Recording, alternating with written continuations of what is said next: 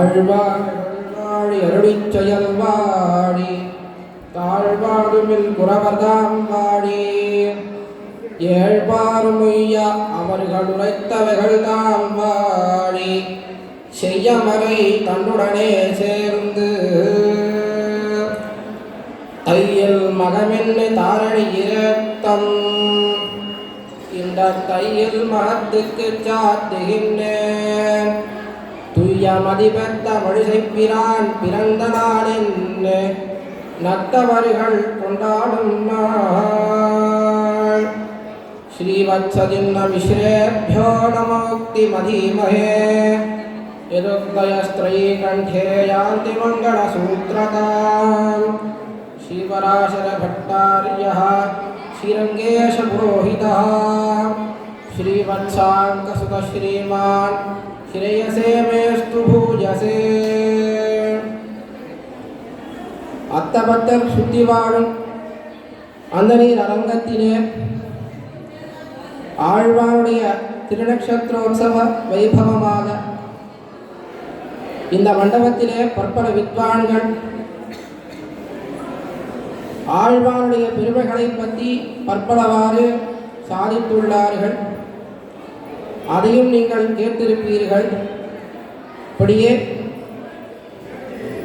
ஒரு இரண்டு ஆழ்வார்களுடைய வைபவத்தையும் கேட்குமாறு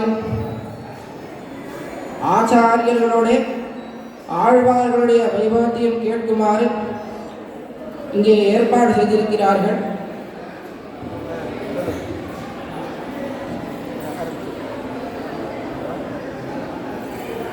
அப்படிப்பட்ட கிரமத்திலே ஒரு ஆழ்வாருடைய வைபவத்தை நாம் இன்னும் அனுபவிக்க போகிறோம்.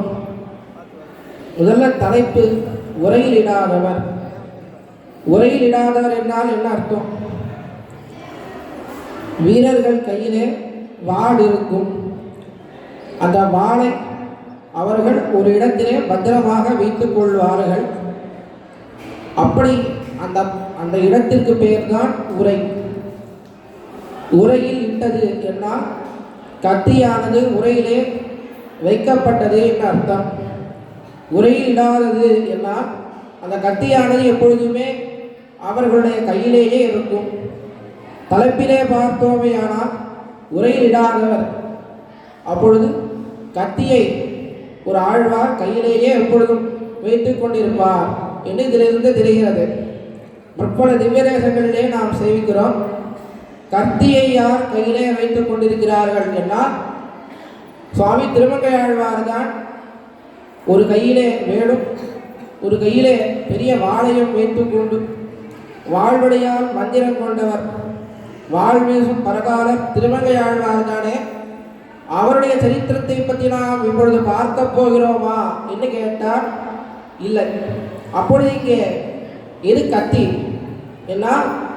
நாக்கு தான் இங்கே கத்தியாக சொல்லப்படுகிறது. எது உரை என்றால் மௌனம் என்கிற நிலை. நாக்கான அந்த கத்தியை ஒரு ஆழ்வார் மௌனம் என்கிற நிலையிலே, அதாவது மௌனம் என்கிற உரையிலே வைக்காதவரால் இருந்தார். அப்படிப்பட்ட ஆழ்வாருடைய வைபவத்தை தான் நாம் இப்பொழுது பார்க்க போகிறோம். அப்படிப்பட்ட ஆழ்வார் திருமழிசை ஆழ்வார். திருமழிசை ஆழ்வார் எப்பொழுதுமே எம்பெருமானுடைய பரதத்துவத்தையும், அதாவது பரந்தாமனாயிருக்கும் தன்மையும் பரதத்துவமாயிருக்கும் தன்மையை நன்கு உலகத்திலே மூதரித்தவராகையினாலே ஆச்சாரிய ஹிருதயத்திலே அவருக்கு உரையிடாதவர் என்னே அழகியவனவாள பெருமாள் நாயனார் நிரூபித்திருக்கிறார். ஆக உரையிடாதவர் என்றால் அது திருமழிசை ஆழ்வாரே தவிர திருமங்கை ஆழ்வார் இல்லை. இப்பொழுது இவருடைய வைபவத்தை நாம் 3 பகுதிகளாக பிரித்து பார்க்க போகிறோம். முதல் பகுதி திருமழிசை ஆழ்வாருடைய அவதாரமும் கணிகண்ணனுடைய அவதாரம். இரண்டாவது பகுதி அவர்கள் இருவருக்கும் நேர்ந்த சம்பவங்கள். திருமழிசை ஆழ்வாருடைய பரதத்துவ நிர்ணயம் இரண்டாவது பகுதியாக பார்க்க போகிறோம். மூன்றாவது பகுதியாக இப்படி எம்பெருமானிடத்திலே ஒரு அசஞ்சலமான பக்தி அவருக்கு எதனாலே ஏற்பட்டது, யார் அவரை திருத்தினார்கள் என்று மூன்றாவது பகுதியாக நாம் பார்க்க போகிறோம். முதல் பகுதி அந்த மகீசார க்ஷேத்திரத்தினுடைய வைபவத்தை பார்க்க போகிறோம். அக்காலத்திலே பிரம்மா, அதாவது வசிஷ்டர், அத்ரி, பார்கவர் போன்ற பற்பல மகரிஷிகள் ஒன்று கூடி நேரே பிரம்மலோகத்தில் சென்றனர். அப்பொழுது பிரம்மனிடத்திலே, பிரம்மனே, நாங்கள் ஒரு இடத்திலே யாகம் செய்ய வேண்டும். எந்த இடத்திலே நாங்கள் சிறிது யாகங்கள் செய்தாலும், சிறிது புண்ணியங்கள் செய்தாலும் எங்களுக்கு அதிகமான பலன் கிடைக்குமோ அப்படிப்பட்ட ஒரு இடத்தை நீர் காண்பித் தள்ள வேண்டும். என்ற இடத்திலே குறைந்த தானியங்களை விளைத்தால் அதிக தானியம் வருமோ அப்படிப்பட்ட இடத்திலே எனக்கு காண்பித் தள்ள வேண்டும் என்று ரிஷிகள் பிரார்த்தித்தார்கள். அப்படி பிரம்மா உடனே தேவதச்சனை நிர்மாணம் செய்தான். தேவதச்சன் ஒரு துலாவை நிர்மாணம் செய்தான், அதாவது தராசு. அந்த தராசிலே ஒரு தட்டிலே அனைத்து உலகத்தையும் வைத்தார்கள். இன்னொரு தட்டிலே வெறும் இந்த மகீசார க்ஷேத்திரத்தை வைத்தார்கள். வைத்த காலத்தில் என்ன ஆச்சரியம், இந்த மகீசார க்ஷேத்திரம் வைத்தார்களே அந்த தட்டானது ரொம்ப கனமுடையதாக இருந்து அது கீழே வந்தது. அனைத்து உலகத்தையும் ஒரு தட்டிலே வைத்தார்களே அது மேலே போனது. பிரம்மா தெரிவித்தார், உடனே நீங்கள் எல்லாரும் மகீசார க்ஷேத்திரத்திற்கு சென்று தீர்க்கசத்திர யாகம் செய்யுங்கள் என்று தெரிவித்தார். அக்காலத்திலே பார்கவர் போன்ற பற்பல மகிழ்ச்சிகள் அந்த மகீசார க்ஷேத்திரத்திற்கு வந்து தீர்க்கசத்திர யாகம் செய்தார்கள். அப்பொழுது அப்படிப்பட்ட காலத்திலே பார்கவ மகரிஷிக்கு ஒரு புத்திர பாக்கியம் ஏற்பட வேண்டும் என்ன ஒரு அவா இருந்தது. அப்படியே ஒரு குழந்தையானது பிறந்தது. பிறந்த காலத்திலே அது எப்படி இருந்ததுன்னா பெரிய ஒரு வெறும் மாம்ச பிண்டமாகத்தான் இருந்தது. கரண கலையபரங்கள் அற்றதால் செவி, வாய், கண்மூக்கு ஒன்றுமே இல்லாததாக இருந்தது அந்த குழந்தையானது. உடனே ரொம்ப வருத்தமடைந்தார்கள் அந்த தம்பதியினர். பெரிய ஒரு பிறப்பு காடு இருந்தது. பிறப்பு காடிலே அந்த குழந்தையை அந்த மாம்ச பிண்டத்தை போட்டுவிட்டு சென்று விட்டார்கள்.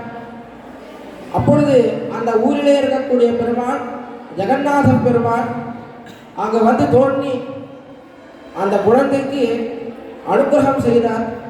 அனுக்கிரகம் செய்ததனாலே குழந்தைக்கு கரண கலையபரங்கள் எல்லாம் கிடைத்தது. கை, வாய், கண், மூக்கு எல்லாம் கிடைத்தது. அந்த குழந்தைக்கு கிடைத்த காலத்திலே குழந்தையானது பாலுக்கு அழ ஆரம்பித்தது. அப்பொழுது சாட்சாத் அவ்வூரிலே இருக்கக்கூடிய பெருமாளும் பிராட்டியாரும் நேரிலே வந்து தோன்றினார்கள். எப்படி இருந்தது இந்த சேவை என்றால், சாட்சாத் மெய்வண்ண நறுங்குஞ்சி குழல் விந்தாட மகரம் சேர் குடையிருபான் இறங்கியாட எய்வண்ண இன்சிலையே துணையார் இங்கே இருவராய் வந்தார் என் முன்னே நின்றார் என்ன ஆத்தியாச்சரியமான ஒரு சேவையை செய்தார் எம்பெருமான் அந்த குழந்தைக்கு. அப்பொழுதே அந்த குழந்தையானது அழுகையை நிறுத்திவிட்டது. உடனே எம்பெருமான் மறைந்தான். மறைந்த காலத்திலே திரும்பியும் இந்த குழந்தையானது அழ ஆரம்பித்தது. இப்பொழுது எதற்கு அழுந்ததுன்னா, எம்பெருமானை விட்டு பிரிந்தோமே விரகாவஸ்தையிலேயே அந்த குழந்தையானது அழ ஆரம்பித்தது. அப்பொழுது அங்கு இந்த பிரம்பை கொண்டு உஜ்ஜீவிக்க ஒரு குடியிலே சேர்ந்த ஒரு பரமபக்தன், அவன் இந்த குழந்தையினுடைய அழுக்குரலை கேட்டு வந்தான். வந்த காலத்திலே இந்த குழந்தையினிடத்திலே இருக்கக்கூடிய திவ்ய தேஜஸை கண்டு, சாட்சா இது பகவத் பிரசாதம்னு அந்த குழந்தையை எடுத்துக்கொண்டு தன்னுடைய கிரகத்திற்கே வந்து சேர்ந்தார். ஆனால் குழந்தையானது அன்னபானம் எதுவுமே பண்ணாமல் இருந்தது. உண்ணும் சோறு, பருகு நீர், தின்னும் வெத்திலையும் எல்லாம் கண்ணனை பெருமான் என்னே அந்த குழந்தையானது இருந்தது. அப்படி இருந்த காலத்திலேயும் அந்த குழந்தையானது மிகவும் புஷ்டியாக வளர்ந்தது. வளர்ந்த காலத்திலே அங்கே இருக்கக்கூடிய ஒரு வயசானவர் இந்த குழந்தையை ஒரு நாள் ஆழ்வாரை ஒரு நாள் பார்த்தாரோ இல்லையோ, இந்த குழந்தைக்கு என்ன தேஜஸ், என்ன தேஜஸ்! இப்படிப்பட்ட ஒரு குழந்தையை நான் பார்த்ததே இல்லையே, இவருக்கு ஏதாவது சமர்ப்பிக்க வேண்டும் என்று நினைத்த காலத்திலே தினந்தோறும் பாலை காய்ச்சி கொண்டு சமர்ப்பித்தான் அந்த குழந்தைக்கு. அந்த குழந்தையான திருமழிசையாழ்வார் எதுவுமே சாப்பிடாதவராக இருந்த காலத்திலே ஆனால் இவன் கொடுத்த பாலை மட்டும் தினந்தோறும் பருகி கொண்டு வந்திருந்தார் திருமழிசையாழ்வார்.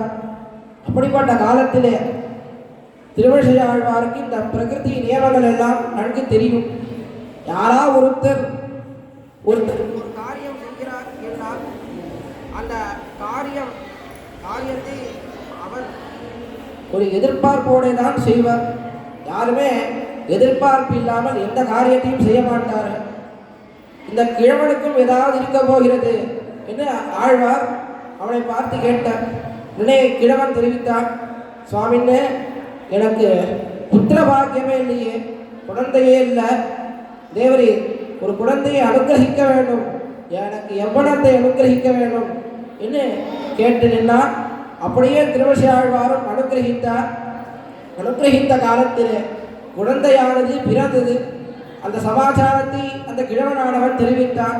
தெரிவித்த காலத்திலே திருமழிசையாழ்வாரே அந்த குழந்தையை பார்த்து, இந்த குழந்தை நான் கொண்டு மானிடம் பாடாத கவியனாக இருப்பன், எப்பொழுதுமே அவனுடைய நாக்காலே பகவானையும் அவனுடைய பக்தர்களை மட்டுமே தான் இவன் பாடுவான் என்பதனாலேயே இவனுக்கு கணிகண்ணன் என்கிற ஒரு திருநாமத்தை சூட்டினார் சுவாமி திருமழிசையாழ்வார். இங்கேதான் பூர்வாச்சாரியர்கள் மிகவும் ஒரு அற்புதமாக ஒரு விஷயத்தை காண்பிக்கிறார்கள். என்ன விஷயம்னா, இந்த கணிகண்ணன் வெறும்னா ஒரு குழந்தை பிறந்தான், இவன் என்ன பண்ணானோ எது பண்ணானோ தெரியவில்லை.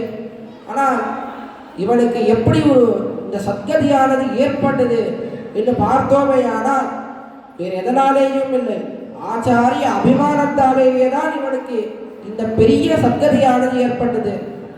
அதனாலே தான் சுவாமி பிள்ளலோகாச்சாரியர் இந்த ஆச்சாரிய அபிமானமே உத்தாரகம் என்பதற்காகவே ஸ்ரீவச்சனபூஷண திவ்ய சாஸ்திரத்தையே அனுகிரகித்தார் என்று பார்க்கிறோம். அப்படிப்பட்டவனா இந்த குழந்தையானது வளர்ந்தது. திருமழிசையாழ்வாரிடத்திலேயே அனைத்து சாஸ்திரங்களையும் கற்று தேர்ந்தான் கணிகண்ணன். சகல சாஸ்திரத்திலேயும் பாரங்கதனாய் விளங்கினான் கணிகண்ணன். விளங்கிய காலத்திலே அவர்கள் கட்சி நகரத்திலே ஒரு மഠத்திலே வசித்து வந்தார்கள் கணிகண்ணனும் திருமழிசையாழ்வார்.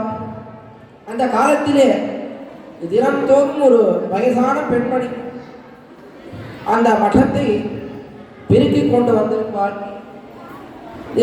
அந்த பெருக்கிற கைங்கரியத்தை சுவாமி நம்மாழ்வார் அத்தியாச்சரியமாக சாதிக்கிறார். மடத்தலை வாழபாயும் வயலணி அனந்தபுரம் கடைத்தர சீக்கப்பேத்தால் கடுவினை கடையலாமே. அதாவது திருவனந்தபுரத்திற்கு நாம் போக வேண்டும். அப்படி திருவனந்தபுரத்திற்கு நாம் போனோமேயானால் அங்கே என்ன கைங்கரியம் செய்ய வேண்டும் என்று அத்தியாச்சரியமாக பூர்வாச்சாரியர்கள் காண்பித்திருக்கிறார்கள்.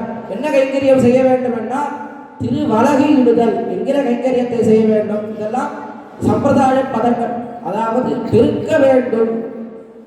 அந்த க்ஷேத்திரத்திலே நாம் பெருக்கினோமேயானால், திருவலகிட்டோமேயானால் குப்பையை மட்டும் நாம் தூக்கி வெளியே போடவில்லை, நம்முடைய கர்மா என்கிற புண்ணிய பாபத்தையுமே தூக்கி வெளியே போடுகிறோம். வெளியே போடுறதுனாலேயே தான் நமக்கு மோட்ச சாம்ராஜ்யமே கிடைக்கிறது என்று அத்தியாச்சரியமாக ஆழ்வார் பாடுகிறார். உடனே இப்படியே பாடினா அப்புறம் யாருமே கைங்கரியத்துக்கு வரமாட்டா, பெருக்கின உடனே மோட்சமா அப்படின்னு கேட்பார்கள். அதற்காகவே ஆழ்வார் பாடியிருக்கார். சரணமாகும் தனதான் அடைந்தார் எல்லாம். அடுத்த வார்த்தையை பாருங்கள். மரணமானால் வைகுண்டம் கொடுக்கும் பிரான். அதாவது சரீராவசானத்திலே இந்த சரீரத்தை விட்டு ஆத்மா எப்பொழுது செல்கிறதோ அப்பொழுதுதான் மோட்சமே தவிர கைங்கரியம் பண்ண உடனேயே மோட்சம் கிடையாது என்று தெரிவிக்கிறார்கள். பகவானுடைய சன்னதியிலே இது இந்த திருவலகை இட்டோமேயானால் அதற்கே மோட்சம் பலன் என்றால் ஆச்சாரியன் அவருடைய பக்தரிடத்திலே அந்த மடத்திலே பெருக்கினோமேயானால் அது மோட்சமா இல்லையா என்று கேட்க வேண்டுமா? கண்டிப்பாக மோட்சம்தான் என்று அப்படி இந்த கைங்கரியத்தை இவள் செய்து கொண்டு வந்திருந்தாள். ஒரே ஒரு நாள் பார்த்தார், சரி இவளுக்கு ஏதாவது ஆசை இருக்க போகிறது என்று திருவழிசை ஆழ்வார் ஒரு நாள் அந்த பெண்மணியை கூப்பிட்டு தினந்தோறும் மட்டத்திற்கு வருகிறார். வந்து நல்லா சுத்தம் பற்றிய என்ன ஆசை உனக்கு என்ன கேட்டான். இது அவள் இவர் எப்படிப்பட்டவர், எப்பேற்பட்டவர், அளவர்ந்த காலமும் எம்பெருமானையே தியானித்து கொண்டு வந்திருக்கக்கூடியவர். இவரிடத்திலே மோட்சம் தானே கேட்க வேண்டும். இவர் என்ன கேட்டால்னா இளமையை கேட்டாள். இது எப்படி இருக்குன்னா, அப்பொழுது அக்காலத்திலே கண்ணன் எம்பெருமான் தான் நம்பி மூத்த பிரானோட மதுராபுரி சென்றான். சென்ற காலத்திலே திருவக்கரா என்கிற ஒரு வயசான பெண்மணி சந்தனத்தை அப்படியே எடுத்துக்கொண்டு வந்து சென்றார். அப்பொழுது கண்ணனை பெருமான், இவர்மா எனக்கு கொஞ்சம் இந்த சந்தனத்தை குழு என்று கேட்டான். கேட்ட காலத்திலே அவளே திருவிடம்பில் பூசா என்ன அவளையே இந்த சந்தனத்தை எம்பெருமானுடைய திருவிடம்பிலே பூசினான். பூசின காலத்திலே மிகுந்த சந்தோஷத்தை அடைந்தான் எம்பெருமான். அடைந்த காலத்திலே கேட்டான், நல்லா இருக்கே, ரொம்ப வாசமையா இருக்கே இந்த சந்தனம், இப்படியெல்லாம் பூசிருக்கே, உனக்கு என்ன வேணுமோ கேள். எழுத்தாப்புல யார் இருக்கான்னா எம்பெருமானுக்கு முகுந்தன் என்று திருநாமம். முகுந்தன் என்னால் என்ன அர்த்தம்னா, எவன் ஒருத்தனாலே மட்டும்தான் மோட்சம் அளிக்க முடியுமோ அவனுக்கே முகுந்தன் என்று பெயர். அப்படிப்பட்டவன் எதிர்த்தா மாதிரி இருக்கானே, இவன் கிட்ட மோட்சத்தை எல்லாம் கேட்க வேண்டும். என்ன கேட்டால்னா இளமையை தான் கேட்டான். அது எப்படி திருவழிசை ஆழ்வாருக்கு நடந்ததோ அப்படியே தான் கண்ணனுக்கும் நடந்தது. ஆக இவளும் இளமையை கேட்டார். கேட்ட காலத்திலே ஆழ்வாரும் கொடுத்தார். அப்பொழுது ஒரு நாள் அந்த பல்லவ சாம்ராஜ்யத்திலே இருக்கக்கூடிய அந்த மன்னவன் இவளை கண்டு திருமணம் செய்தான். செய்த காலத்திலே அவனுக்கு வயசாயிட்டே இருக்கு, ரொம்ப உடம்பெல்லாம் சரியாமல் போயிட்டு இருக்கு, தலைமுடியெல்லாம் நிறைத்து கொண்டு வருகிறது. ஆனால் இவள் இருக்காளே, இவளுக்கு எதுவுமே ஆகிறது இல்லையே, எப்படி வந்தாலும் அப்படியே இருக்காளே, என்ன ரகசியம்னு கேட்டார் அந்த ராஜா. கேட்ட காலத்தில் அவள் தெரிவித்தாள், இது எனக்கு கர்மாவான ஏற்பட்டது எதுவும் இல்லை, திருவழிசை ஆழ்வார் என்கிற ஒரு ஆழ்வார் இருக்காரே அவருடைய அனுகிரகத்தாலே தான் எனக்கு இப்படி ஏற்பட்டது என்று அவள் தெரிவித்தாள். தெரிவித்த காலத்திலே, ஆஹா அப்படியா, அவரை பார்க்க முடியுமா என்று கேட்டான். அப்படியெல்லாம் பார்க்க முடியாது, அவருக்கு கணிகண்ணன் என்ற ஒரு சிஷ்யன் இருக்கான், தினந்தோறும் வீதியாக அப்படியே பிக்ஷை எடுத்து வந்துட்டு இருப்பான், அவனை கொண்டு நீங்கள் வேணால் திருவழிசை ஆழ்வாரை பார்க்கலாம் என்று இவள் தெரிவித்தாள். அப்படியே கணிகண்ணன் பிக்ஷை எடுத்து கொண்டு வந்திருந்தான். உடனே வீரர்களை அழைத்து இவனை ராஜகுலத்திற்கு அழைத்து வந்தார்கள். இவனை அரசன் தெரிவித்தான், உம்முடைய ஆச்சாரியருடைய பிரபாவத்தை கேட்டோம், அவரை ராஜகுலத்திற்கு அழைத்து வர முடியுமா என்று கேட்டான். கேட்ட காலத்திலே கணிகண்ணன் தெரிவித்தான், அவர் ஒரு நாள் ராஜகுலத்திற்கு வரமாட்டார் என்று தெரிவித்தார். அப்படியா, நீர் வந்திருக்கீரே, ரொம்ப கவியன் நீர், ஏதாவது ஒரு கவி என் மேல பாடக்கூடாது, ஒரே ஒரு கவி மட்டும் பாடும் என்று ராஜன் கேட்டான். உடனே அவர் தெரிவித்தார், நான் கொண்டு வாழிடம் பாட மாட்டேன் என்று தெரிவித்தார். என்னுடைய நாட்காலே எம்பெருமானை மட்டும்தான் பாடுவேனே தவிர யாரையும் பாட மாட்டேன் என்று தெரிவித்தார். தெரிவித்த காலத்திலே ராஜனுக்கு மிகுந்த கோபமானது ஏற்பட்டது. என்னுடைய நாட்டிலேயே இருந்து என்னுடைய பிரஜையாகவே இருந்து என்னை பற்றி ஒரு கவி பாட மாட்டியா, உன்னை நான் நாடு கடத்துகிறேன் என்று நாடு கடத்தினார் அந்த ராஜா ஆனவன். உடனே கணிகண்ணனானவன் மடத்திற்கு வந்து ஆழ்வாரிடத்திலே தண்டம் சமர்ப்பித்து நடந்தவற்றையெல்லாம் தெரிவித்தான்.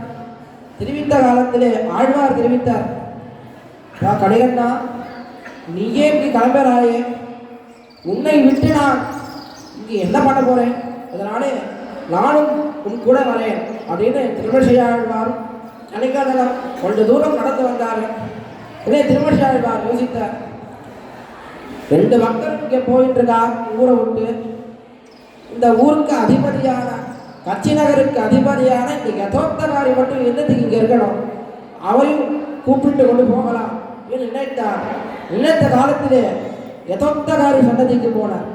சன்னதிக்கு போய் பெருமாள் படுத்துட்டு இருக்கார். கணிகண்ணன் போகின்றான், காமர பூங்கச்சி மணிவண்ணா நீ கிடக்க வேண்டாம், துணிவுடைய சென்னா புலவனும் போகின்றேன், நீ உந்தன் பைனாகப்பாய் சுருட்டிக்கொள் அப்படின்னு தெரிவித்தார். பெருமான் நேரம் எழுந்துட்டான். எழுந்துட்டு ஆதிசேஷனை சுருட்டிட்டு இப்படி கக்கத்தில் இப்படி வச்சுட்டு முன்னாடி கணிகண்ணன், அவருக்கு பின்னாடி ஆழ்வார், இவர்கள் இருவருக்கு பின்னாடி பெருமாள் அப்படியே நடந்து வந்துட்டே இருக்கா. சாயங்காலமானது ஏற்பட்டது. ஒரு கிராமத்திலே அவர்கள் வந்து சேர்ந்தார்கள். அந்த கிராமத்திலே இவர்கள் மூவரும் வந்து சேர்ந்தமையாலே அந்த கிராமத்திற்கு ஓர் இரவு இருக்கை, அதை மாறி ஓர் இருக்கைன்னு ஆகிவிட்டது. ஓர் இரவு இருக்கை என்கிற பெயரோடே அந்த கிராமமானது விளங்குகிறது. இப்பொழுதுமே தையில் மக நட்சத்திரத்திலே ஆழ்வார் பெருமாள் அந்த ஊரிலே இருக்கக்கூடிய ஒரு மண்டபத்திற்கு எழுந்தருள்வார்கள் என்கிறது இப்பொழுதும் நடக்கிறது. அப்படி பெருமாள் ஆழ்வார் கணிகண்ணன் 3 பேரும் ஊரை விட்டு போயிட்டா. போன காலத்திலே ஊர் எப்படி இருந்ததுன்னா ரொம்ப இருள் சூழ்ந்தது. இங்கே பார்த்தாலும் அபசகுணங்கள், பஞ்சம் பண்ணி எல்லாரும் ராஜா மந்திரி எல்லாரும் பயந்தார்கள். பயந்த காலத்திலே அப்பொழுதுதான் சமாச்சாரம் அவர்களுக்கு வந்தது. ராஜா, நீ பகவானுடைய பக்தனையே இந்த நாடு கடத்தி விட்டீர், இதை கண்டு பகவானும் இந்த நாட்டை விட்டு வெளியேறினான், அதனாலே போய் க்ஷமாபணம் வாங்கும் என்று தெரிவிக்க உடனே ராஜா ஓடி வந்தான். ஓடி வந்து பெருமாள் திருவடியில் விழுந்தான். பெருமாளே பெருமாளே இவரை திரும்பி எழுந்திரட வேண்டும் என்று பிரார்த்தித்தான். உடனே பெருமாள் தெரிவித்தார், என்னோட சன்னதிக்கு ஆழ்வார் வந்தார், எழுந்துட்டேன், பாய சுருட்டினேன், இடுப்புல வேண்டார் வச்சேன், அவர் பின்னாடி போகணும்னா போனேன், அவர் இங்கே வந்தார்னா நான் வந்தேன், இதுக்கும் எனக்கும் எந்த சம்பந்தமும் இல்லை, நீ ஆழ்வாரை சொல்லு, ஆழ்வாருடைய காலிலே வந்து விழுவினார். உடனே ஆழ்வாருடைய திருவடிகளிலே வந்து விழுந்தார். ஆழ்வார் தெரிவித்தார், வா ராஜா, நீ என்னிடத்திலே எந்த அபராதமும் பண்ணவில்லை, நீ கணிகண்ணனிடத்திலே தான் அபராதம் பண்ணாய், அவருடைய திருவடியிலே வந்து விழுந்து அபராத க்ஷாபனம் வாங்கு என்று தெரிவித்தார் ஆழ்வார். வேறு வழியே இல்லாமல் அவருடைய காலிலே வந்து விழுந்தான் அரசன். அப்பொழுது கணிகண்ணன் ஆழ்வாரை பார்த்தார். ஆழ்வாரும் இனி ஊருக்கு சென்று விடலாம், இவனை க்ஷமித்தருடு என்று தெரிவிக்க அவரும் க்ஷமிக்க திரும்பி பெருமாள் ஆழ்வார் கணிகண்ணன் மூவருமே கோவிலுக்கு வந்து சேர்ந்தார்கள். சேர்ந்த உடனே பெருமாள் நின்றுட்டே இருக்கார். ஆழ்வார் பார்த்தார், கணிகண்ணன் போக்கொழிந்தான், காமர பூங்கச்சி மணிவண்ணா நீ கிடக்க வேண்டும், துணிவுடைய சென்னா புலவனும் போக்கொழிந்தே நீ உந்தன் பைனாகப்பாய் விரித்துக்கொள் என்று தெரிவித்தார். தெரிவித்த காலத்திலே எம்பெருமானும் பைனாகப்பாயை விரித்து கொண்டு அதன் மேலே படுத்தான் எம்பெருமான். இப்பொழுது கூட அந்த திவ்யதேசத்திலே நாம் சென்று சேவித்தோமே, ஆனால் எப்பொழுதுமே எந்த திவ்யதேசத்திலே இல்லாத ஒரு ஆச்சரியம் அந்த திவ்யதேசத்திற்கு மட்டும்தான் உண்டு. எப்பொழுதுமே நாம் இந்த படுத்து கொண்டிருக்கக்கூடிய பெருமாளை சேவித்தோமே, ஆனால் அவருடைய சிரசானது நம்முடைய வலதுபுறத்திலே, அதாவது நம்முடைய இடதுபுறத்திலே இருக்கும், அவருடைய திருப்பாதங்கள் நம்முடைய வலதுபுறத்திலே இருக்கும். ஆனால் யதோக்தகாரி சன்னதியிலே மட்டும் சேவித்தோமேயானால் அவருடைய சிரசானது நம்முடைய வலதுபுறத்திலேயும் அவருடைய திருப்பாதங்களானது நம்முடைய இடதுபுறத்திலேயும் இருக்கும். ஆக இப்படிப்பட்ட இந்த வைபவமானது நடந்தது. பராசரப்பட்டர் பிரபன்னாமிர்தத்திலே அத்தியாச்சரியமாக ஒரு பலஸ்ருதியை தெரிவிக்கிறார். யார் யாருக்கெல்லாம் எம்பெருமான் கணிகண்ணன் ஆழ்வார் போயிட்டு ஒரு கிராமத்திலே தங்கி திரும்பியும் அந்த கிராமத்திலிருந்து புறப்பட்டு சன்னதிக்கு வருகிறார்களோ வந்து சேர்க்கிறார்களோ, இப்படிப்பட்ட ஒரு சரித்திரத்தை யார் யாரெல்லாம் படிக்கிறார்களோ அவர்கள் கர்மத்தாலே இந்த லோகத்தில் பிறந்து இந்த கர்மத்தினாலே இன்னொரு லோகத்திலே பிறந்து திரும்பி இன்னொரு லோகத்திலே பிறக்காமல் நஜ புனராவர்த்ததே என்ன விஷ்ணு பரமபதம் சதா பஷ்யந்தி சூரையா என்று இருக்கக்கூடிய அந்தமில் பேரின்பத்து அடியரோடு இருந்தவையான மோட்ச சாம்ராஜ்யத்திற்கே செல்வார்கள் என்று அத்தியாச்சரியமாக சுவாமி பராசர பட்டர் தெரிவிக்கிறார். அப்படிப்பட்ட இந்த க்ஷேத்திர வைபவமானது இருந்தது. ஆக திருமழியாழ்வார் காஞ்சியிலே விட்டு அள்ளிக்கேணி கரையோரமாக ஸ்ரீ பார்த்தசாரதி சன்னதிக்கு முன்னே இருக்கக்கூடிய ஒரு குளம், அந்த குளத்திலே அருகிலே ஆழ்வார் யோக தசையிலே அனவரதமும் எம்பெருமானையே தியானித்துக் கொண்டு வந்திருந்தார். அப்போது ஒரு நாள் ஆகாச மார்க்கத்திலே பரமசிவனார் பார்வதி தேவி உடைய வேலை பெயர்ந்தார். இப்பொழுது பார்வதி தேவி இவரை பார்த்து, இவர் யார்? இவர் திருமுகமண்டலத்திலிருந்து பிரகாசமாக வருகிறது, திவ்ய தேஜோமயமாக இருக்காரே இந்த சுவாமி, யார் இவர் என்று கேட்டார். அப்போது பரமசிவனார் தெரிவித்தார், இவர் மிகச்சிறந்த யோக சிரேஷ்டர், மிகச்சிறந்த பக்தி சிரேஷ்டர், சதா சர்வகாலமும் எம்பெருமானையே தியானித்துக் கொண்டு வந்திருக்கக்கூடியவர் என்று பலவாறு இவருடைய புகழை தெரிவித்தார் பரமசிவனார். தெரிவித்த காலத்திலே பார்வதி தேவி கீழே இறங்கி ஏதாவது ஒரு வார்த்தை சொல்லிவிட்டு போகலாமா என்று தெரிவித்தார். என்ன பரமசிவன் தெரிவித்தார், வேண்டாம் வேண்டாம், நம்மாலே இவருக்கு எந்த காரியமும் ஆக வேண்டியதும் அவசியமில்லை என்று தெரிவித்தார். தெரிவித்த காலத்திலேயும் பார்வதி தேவி, அப்படியா, ரொம்ப அச்சஞ்சலமான பக்தியா இவருக்கு, இவருடைய பக்தியை நாம் இந்த உலகத்திற்கே நன்கு காண்பிக்க வேண்டும், இவரை ஒரு பரீட்சை பண்ண வேண்டும் என்பதற்காக இருவரும் கீழே இறங்கினார்கள். கீழே இறங்கின காலத்திலே அப்படியே சிவன் நின்றுட்டே இருக்கார், பார்வதி தேவி நின்றுட்டே இருக்கா. ஆழ்வார் யார் வந்தா யார் போறா எதுவுமே தெரியல, அவர் அப்படியே யோகத்திலேயே இருக்கார். உடனே பரமசிவனார் தெரிவித்தார், ஆழ்வீர் உம்மை பார்க்கறதுக்காக இங்க வந்திருக்கோமே, ஏதாவது ஒரு வார்த்தை சொல்லக்கூடாதா என்று கேட்டார். கேட்ட காலத்திலே ஆழ்வார் தெரிவித்தார், ரொம்ப சந்தோஷம், நீர் வந்தது ரொம்ப சந்தோஷம், நான் உம்மாலே அடியேனுக்கு எந்த காரியமும் ஆக வேண்டிய அவசியம் எதுவும் இல்லை என்று தெரிவித்தார். உடனே சிவன் தெரிவித்தார், இதெல்லாம் சொல்லக்கூடாது ஆழ்வார், ஏதாவது ஒரு வார்த்தையாவது கேளு, உடனே ஒரே ஒரு வார்த்தையாவது கேளு என்று தெரிவித்தார். தெரிவித்த காலத்திலே ஆழ்வார் கேட்டார், நமக்கு மோட்ச சாம்ராஜ்யத்தை தாரும் அப்படின்னு கேட்டார். உடனே சிவன் தெரிவித்தார், மோட்சமிச்சேத்யனார்த்தனா, போய் ஆழ்வாரே, மோட்சத்தை சாட்சாத் ஜனார்த்தனாலேயே தான் கொடுக்க முடியும். இந்த ஜனார்த்தனனுக்கு ஒரு பேர் இருக்கு, கேசவன் என்கிற ஒரு திருநாமம்.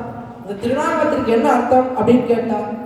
கஹா என்னார் பிரம்மா, ஈசன் என்னார் அது சிவன். இப்படி எவன் ஒருவனாலே பிரம்மா சிருஷ்டிக்கப்பட்டானோ, எவன் ஒருவனாலே நான் சிருஷ்டிக்கப்பட்டேனோ அவனுக்குத்தான் கேசவன். நாராயணாத் பிரம்மா ஜாயதே நாராயணாத் ருத்ரோ ஜாயதே என்கிற வேத வாக்கியம், நாராயணத்திலே இருந்துதான் பிரம்மா தோன்றினான், நாராயணத்திலே இருந்துதான் ருத்ரன் தோன்றினான். இப்படிப்பட்ட எம்பெருமானாலே அவன் ஒருத்தனாலே மட்டும்தான் இந்த மோட்ச சாம்ராஜ்யத்தையே கொடுக்க முடியும். சரி ஆழ்வாரே, வேற ஏதாவது ஒரே முன்னாடியாவது கேளு என்று கேட்டான். கேட்ட காலத்திலே ஆழ்வார் தெரிவித்தார், இன்று சாவக்கூடியவரை நாளை சாவச் செய்யும் என்று தெரிவித்தார். உடனே சிவன் பார்த்தான், ஆழ்வாரே இதெல்லாம் யம தர்மராஜன் இருக்கானே, இது அவனுடைய காரியம், அடியனுடைய காரியம் எல்லாம் இல்லை, அடியனுடைய காரியத்திலே ஏதாவது ஒரு வரத்தை கேளு. உடனே ஆழ்வார் மிகுந்த பரிகாசியத்தோட ஒரு வரத்தை கேட்டார். ஒரு கிழிந்த வேஷ்டி அப்படி தெரிச்சுட்டே இருக்க. அப்புறம் சிவனை பார்த்து கேட்டார், இந்த ஊசி இருக்கே, இந்த ஊசி போகக்கூடிய இடத்திலே நூலை போகச் செய்யும். சிவனுக்கு மிகுந்த கோபமான ஏற்பட்டது. ஓய் ரொம்ப பரிகாசம் பண்றீரா பாவம் அண்ணு நெத்திக்கண்ணை திறந்தான் சிவன். உடனே ஆழ்வார் நம்முடைய திருப்பாதங்களில் இருக்கக்கூடிய அந்த நகத்தை திறந்த காலத்திலே பெரிய அக்னியானது ஏற்பட்டது. அந்த அக்னி எப்படி இருக்குன்னா உலகத்தையே அழிக்கக்கூடியதாக இருக்கக்கூடியது அந்த அக்னி. எல்லா பிரம்மாதி தேவர்கள் எல்லாம் பயந்தார்கள். உடனே பிரம்மா முதலான தேவர்கள் ஓடி வந்து ஓய் இந்த மாதிரிலாம் தேவர்கள் இந்த மாதிரி பண்ணக்கூடாது, உலகமே அழிந்து போகக்கூடிய நிலைமையில இருக்கிறது, எப்படியாவது இந்த அக்னி தேவரை திரும்பி அடக்கிக் கொள்ள வேண்டும் என்று பிரார்த்தித்தார். பிரார்த்தித்த காலத்திலேதான் சிவன் தெரிவித்தார், எனக்கு இவர் மேல எதுவுமே கோபம் இல்லாமல் இல்லை. அடியனுடைய பாட்டனாரான எம்பெருமானுடைய பக்தர் இவருடைய பக்தியை நாம் தெரிவிக்க வேண்டும். இந்த உலகத்திற்கு நன்கு இவருடைய பக்தி எப்பேற்பட்டது என்று தெரிவிக்க வேண்டும் என்பதற்காகவே தான் நாம் இப்படி செய்தோம் என்று மிகுந்த சந்தோஷத்தோடு சிவன் இருந்தார். இப்படியே ரொம்ப சந்தோஷமானது ஏற்பட்டது. சிவன் அப்பொழுது அவருக்கு ஒரு பெயர் சூட்டினார்.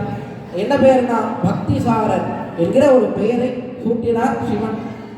பக்தியிலே இவரை போல ஒரு சாரதமமான பக்தி, அச்சஞ்சலமான பக்தி, பக்கத்திலே நெருப்பானது ஏற்பட்டது, அழைத்துரும் இவரை. ஆனால் அப்படிப்பட்ட சமயத்திலேயும் இவர் எப்பொழுதுமே எம்பெருமானையே தியானித்துக் கொண்டிருப்பதனாலே நமக்கு பக்திசாரர் என்ன திருநாமத்தை நாம் சூட்டினோம் என்று தெரிவித்தார். தெரிவித்த காலத்திலே அந்த நாமத்தையும் இவர் நன்கு பெற்றுக்கொண்டார். அப்படியே திருவள்ளிக்கேணி கரையிலே இருந்து பற்பல கிராமத்திற்கு சென்று கொண்டு வந்திருந்தார் திருவசி ஆழ்வார். பெரும்புலியூர் என்கிற ஒரு கிராமத்திற்கு வந்து சேர்ந்தார் திருவசி ஆழ்வார். வந்து சேர்ந்த காலத்திலே அந்தணர்கள் திண்ணையிலே வேதாத்தியனம் செய்து கொண்டு வந்திருந்தார்கள். அப்படியே இங்கேதான் செய்து கொண்டிருக்காருன்னா அப்படியே அந்த திருவசி ஆழ்வார் அப்படி போயிருந்தார். போகக்கூடிய காலத்திலே யாரோ வந்திருக்கார். இவர் வாயில் இவரோட செவியிலெல்லாம் வேலை படக்கூடாது, கொஞ்சம் நிறுத்தி விடலாம், இவர் அப்படி போனதுக்கப்புறம் ஆரம்பிக்கலாம் என்று அவர்கள் எல்லாம் நினைத்தார்கள். நினைத்த காலத்திலே நிறுத்தி விட்டார்கள். ஆழ்வாருக்கும் புரிந்தது. அப்படியே ஓரமாக போய் அங்கே நின்ன உடனே எங்கே விட்டோமோ அங்கே ஆரம்பிக்கணும். எங்கே விட்டோம்னு யாருக்கும் புரியல. குழப்பத்திலே இருக்கா எல்லாரும். எங்கே விட்டோம் எதுவுமே தெரியல. இல்லை பரமசாத்வீகரான மணியினாலே மிகுந்த கருணையா உள்ளத்தின் இருக்கிற மணியினாலே ஆழ்வார் தெரிவித்தார். அப்படியே கீழே ஒரு கருப்பு நெல் இருந்தது. அந்த கருப்பு நெல்லை எடுத்து நகத்தாலே இப்படி அதை பின்னம் செய்து கீழே போட்டார்.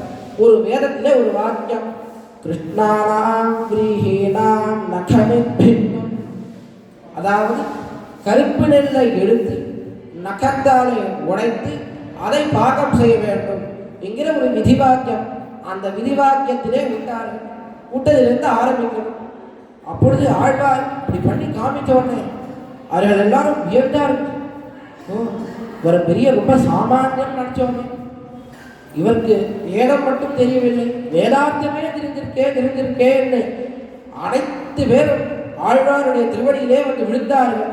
ஆழ்வார் இவர்களை க்ஷமித்தார் என்று பார்க்கிறோம். அப்படி அந்த காலத்திலே இவருடைய பெருமையை அறிந்தவரால் பெரும்புலியூர் அடிகள் என்கிற ஒரு ஸ்ரீ வைஷ்ணவர் இருந்தார். ரொம்ப பக்திமான். அவர் ஒரு யாகம் செய்து கொண்டு வந்திருந்தார். இவருடைய பிரபாவத்தை அறிந்து சுவாமின்னு தேவரே அவசியம் இந்த யாகத்திற்கு எழுந்திரட வேண்டும் என்று பிரார்த்தித்தார். அப்படியே அவர் அவசியமாக நான் எழுந்துள்ளேன் அப்படின்னு திருமணி ஆழ்வாரும் யாகத்திற்கு வந்தார். வந்த காலத்திலே யாகமானது முடிந்த காலத்திலே அக்ர பூஜை பண்ணணும்னா முதல் மரியாதை யாருக்கு பண்ணணும் பெரிய விசாரம். பெரும்புலியூர் அடிகள் பார்த்தார், இப்படிப்பட்டவர் வந்திருக்கார், மகான் ரொம்ப பக்தி சிரேஷ்டராக இருக்கார் திருமணி ஆழ்வார், இவருக்கு பண்ணினார் பெரும்புலியூர் அடிகள். இதை பார்த்த சில அத்வரியும் பிராமணர்கள் அங்கு இருந்தார்கள். அவர்களுக்கு மிகுந்த கோபம்.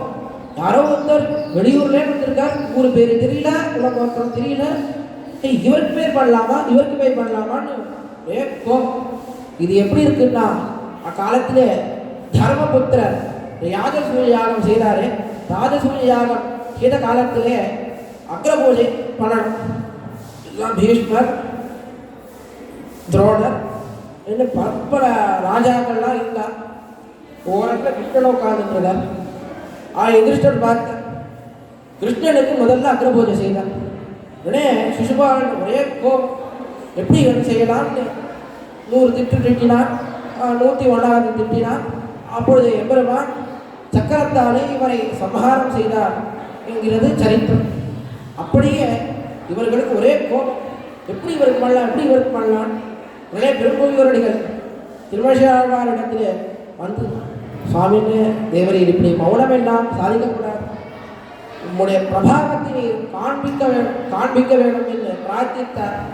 இப்போ திருமழிசையாழ்வார், அக்கரங்கள் என்னுமாவதெங்களோ இக்குறும்பணிக்கு என்ன ஈசனாக்க வல்லையே, சக்கரங்கள் கையனே சடங்கரமாய் அடங்கிட உட்கிடந்த வண்ணமே புறம் பொசிந்து காட்டினேன். அக்கரங்கள் அக்கர பூஜைன்னு சொல்றாளே, முதல் மரியாதைங்கிறாளே. இந்த குறும்பு, இந்த அகங்காரம், இந்த குறும்பான இந்த அகங்காரத்தை நீக்கி எப்படி என் உள்ளத்திலே இருக்கிறாயோ அப்படியே நீ வெளியே வந்து காண்பிக்க வேண்டும், பிரத்யட்சமாக வேண்டும், சடங்கர்வால் அடங்கும்படியாக நீ பிரத்யட்சமாக வேண்டும் என்று பிரார்த்தித்தார். பிரார்த்தித்த காலத்திலே எம்பெருமானும் அப்படியே பிரத்யட்சமானார். பிரத்யட்சமாகிற இடத்திலே யார் யாரெல்லாம் கோபம் கொண்டு திருமழிசையாழ்வாரிடத்திலே இப்படி பேசினார்களோ அவர்கள் அத்துணை பேரும் இவருடைய திருவடிகளிலே வந்து விழுந்தார்கள் என்று பார்க்கிறோம். அப்படிப்பட்டவராக இருந்தார் சுவாமி திருமழிசையாழ்வார். இப்படிப்பட்டவர் நேரே இப்படியெல்லாம் பரதத்துவம் நிர்ணயம் பண்றாரு. எம்பெருமான் தான் பரதத்துவம் என்று பலவாறு காண்பிக்கிறாரே. அஷ்டாங்க யோகம் எல்லாம் செய்கிறாரே. அஷ்டாங்க யோகத்திற்கு ஒரு நியமம் உண்டு. அது என்ன நியமம் என்ன? பரம்பொருள் யார் என்று நன்கு அறிந்து அந்த பரம்பொருளை மனசிலே நினைத்து அவன் தியானிக்க வேண்டும். அப்பொழுது ஆழ்வார் சின்ன வயசிலிருந்து எம்பெருமானுடைய கடாட்சம் இருந்தால் எம்பெருமான் தான் பரதத்துவம் என்று தெரியாதவராக இருந்தார் ஆழ்வார். அப்படிப்பட்டவருக்கு எப்படி பரதத்துவம், எம்பெருமான் தான் பரதத்துவம் என்று தெரிய வந்தது என்கிறதை இப்பொழுது நாம் பார்க்க போகிறோம். ஆழ்வார் இப்படியே இருந்தார்.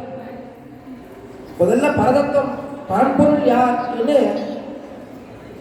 சமணத்திற்கு போனார், சக்கிய மதத்திற்கு போனார், என்ன பற்பல மதத்திற்கு போனார் ஆழ்வார். கடைசியில் சைவ மதத்திற்கு வந்தார். சிவவாக்கியர் என்று பெரிய ஒரு பட்டத்தையே வாங்கி கொண்டு சிவன்தான் பரம்பொருள், சிவன்தான் பரம்பொருள் என்று இருந்து கொண்டு வந்திருந்தார். இப்படி ஒருத்தர் இருக்கார், இப்படி ஒருத்தர் இருக்காருன்னு ஒரு சமாச்சாரம் பேயாழ்வாருக்கு தெரிய வந்தது. ரொம்ப இவர் பரம்பொருள் யார் என்று அறியக்கூடிய ஒரு அவா மிக்கவராக இருக்கார். நிறைய சாஸ்திரங்களை எல்லாம் படிக்கணும் என்கிற ஒரு ஆசையோடே இருக்கார் இவர். ஆனால் இவர் என்னவோ சிவவாக்கியரா இருக்காரு, சைவ மதத்தில் இருக்காரு. இவரை எப்படியாவது திருத்தி பணிகொண்டு நம்முடைய சம்பிரதாயத்திற்கு இவரை ஆட்கொள்ள வேண்டும் என்கிற ஒரு ஆசை ஏற்பட்டது. இவனே நேரம் போன அவர் எங்க இருக்காரோ, எந்த கிராமத்தில் இருக்காரோ அந்த கிராமத்துக்கே அவர் சேர்ந்த பேயாழ்வார். அவர் அப்பொழுது சாஸ்திரத்தை எல்லாம் இப்படி வாசித்து கொண்டு வந்திருந்தார்.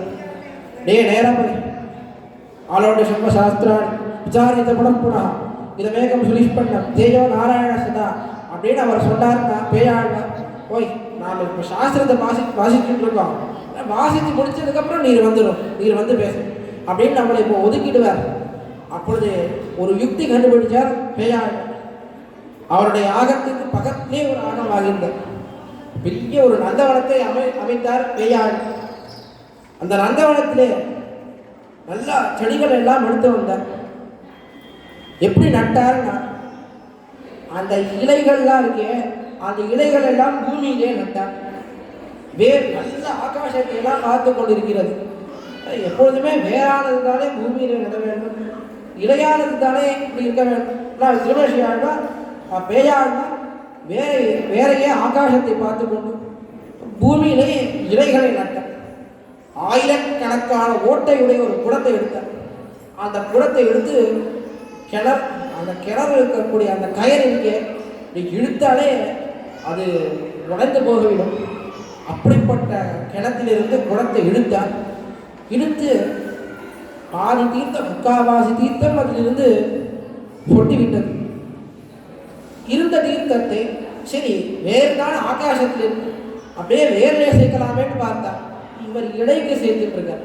அப்படியே ஓரமா திருமேஷாழ்வா பார்த்துட்டு, என்னது இது, என்னவோ ரொம்ப பிரகிருதிக்கு மாறியே போயிடுது, எல்லாமே வேற தானே கீழே நடணும், விரக்ஷங்கள் அதாவது இலைகள் தானே மேலே பார்த்துட்டு இருக்கணும், நல்ல சுத்தமான ஓட்டையே இல்லாத இடத்துல தானே, அதுவும் நல்ல கேர், அந்த கேரில் தானே தீர்த்தத்தை எல்லாம் எடுத்துக்கொண்டு வேரிலே தானே சேர்க்க வேண்டும். என்ன இவர் இப்படி இருக்காருன்னு அப்பொழுது திருமேஷி ஆழ்வார் மௌனமாக இருந்தார், யார் கூடயும் பேசல. அதனால இப்படி செய்தார் பேயாழ்வார். அப்பொழுது வந்த காலத்திலே திருமேஷி ஆழ்வார் வந்தார். நீர் என்ன பேயரோ, நீர் என்ன பேயரா என்று கேட்டார். உடனே பேயாழ்வார் தெரிவித்தார், ஆமாம் எனக்கு பேயாழ்வார் தான் பேர், ஆனால் நீர் இப்படியெல்லாம் பற்பல மதத்திற்கு போயிருக்கிறீர், அந்த மதத்தெல்லாம் பரம்பொருள் இதுதான் பரம்பொருள் தெரிவித்துக் கொண்டிருக்கிறீரே, நீர் பண்ணக்கூடிய காரியம் எப்படி இருக்குன்னா இப்போது நான் பண்ணேனே அப்படித்தான் இருக்கிறது என்று தெரிவித்தார். அப்படியா, அப்பொழுது யார் பரம்பொருள், யார் பரம்பொருள் என்று கேட்டார். கேட்டவுடனே வேயாழ்வார், யதோவா இமானி பூதானி ஜாயந்தே ஏன ஜாதானி ஜீவந்தி பிரயந்தி அபிசம்பிஷந்தி தத் விஜிக்ஞாசஸ்வ தத் பிரம்மேதி. எவனாலே இந்த உலகம் சிருஷ்டிக்கப்படுகிறதோ, எவனாலே இந்த உலகம் காட்கப்படுகிறதோ, அதே உலகம் எவனாலே சம்ஹாரம் செய்யப்படுகிறதோ, அழியப்படுகிறதோ அவர்தான் பரம்பிரம்மம். அப்படியா என்று பலவாறு காண்பித்தார். நாராயணா பிரம்மா ஜாயதே, நாராயணா ருத்ரோ ஜாயதே, நாராயணா இந்திரோ ஜாயதே என்று விசக்கிரமே பிருத்திவி மேஷயேத்தா க்ஷேத்ராய விஷ்ணு மனுஷே ரிஷஸ்யன்னே என்று பற்பல விதமாக எம்பெருமான் தான் பரதத்துவம் என்று தெரிவித்தார். ஒரு வாக்கியத்தையும் சேர்த்த ஆலோக்கிய சர்வசாஸ்திராணி விசாரிய புனః புனः இதமேகம் சுனிஷ்பண்டம் தேயோ நாராயண சதா. எல்லா சாஸ்திரத்தையும் அட்ட கத்துட்டோம். கத்துட்டது மட்டுமல்லாமல் விசாரியத புனః புனः அந்த சாஸ்திரத்தை எல்லாம் திரும்பி திரும்பி அலசி ஆராயிரம். அப்படி ஆராய்ந்தால் தேறின ஒரு பொருள், என்ன பொருள், என்ன பொருள் தேறி இருக்குன்னா தேயோ நாராயண சதா, தியானிக்கத்தக்கவன் நாராயணனான சிவன் நாராயணன் ஒருவனே என்று எம்பெருமான் தான் பரதத்துவம் என்று தெரிவித்தார். தெரிவித்த காலத்திலே அப்பொழுது திருவேஷியாழ்வார் தெரிவித்தார், இனி அறிந்தேன் ஈசத்தும் நான்முகக்கும் தெய்வம், இனி அறிந்தேன் எம்பெருமான் உன்னை, இனி அறிந்தேன் காரணம் நீ, கத்தவை நீ, கற்பவை நீ, நற்கிலிசை நாரணன் நீ, நன்கறிந்தேன் நான் என்று தெரிவித்தார்.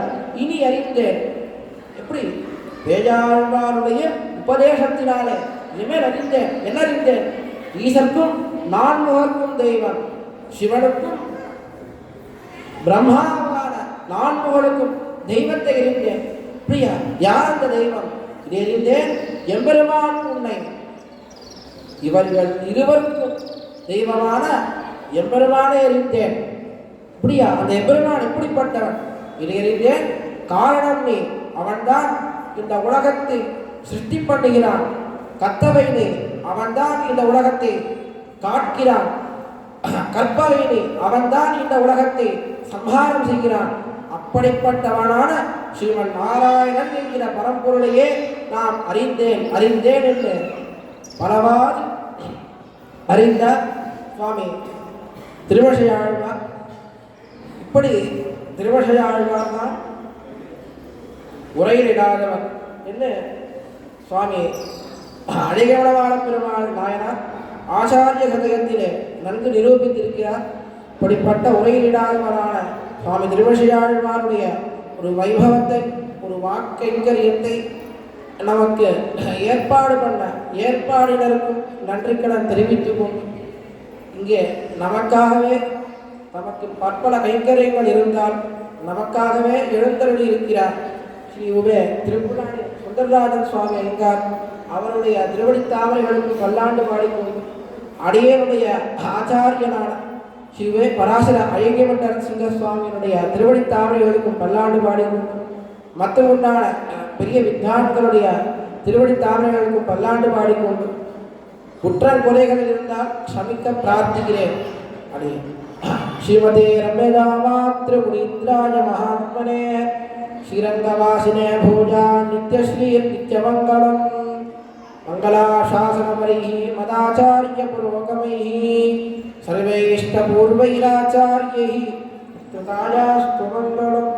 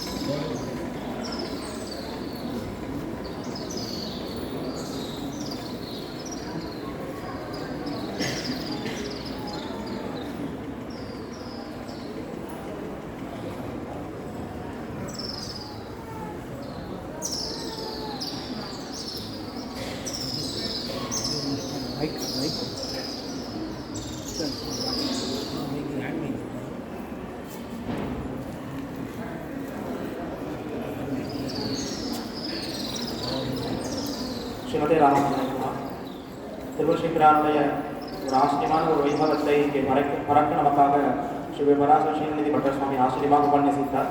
சுவாமி தொழிற்கடியை உங்கள் பல்லாண்டு பாடுகிறோம். அடுத்ததாக குலசேகர பெருமானுடைய உபன்யாசத்தை வைபவத்தை தெரிவிப்பதற்காக ஸ்ரீ பராசர வெங்கடக்கண்ணன் பட்டர் சுவாமி இங்கே எழுந்திருக்கிறார். அடுத்த குலசேகர பெருமானுடைய வைபவத்தையும் நாம் கேட்டு எழுந்துள்ளோம்.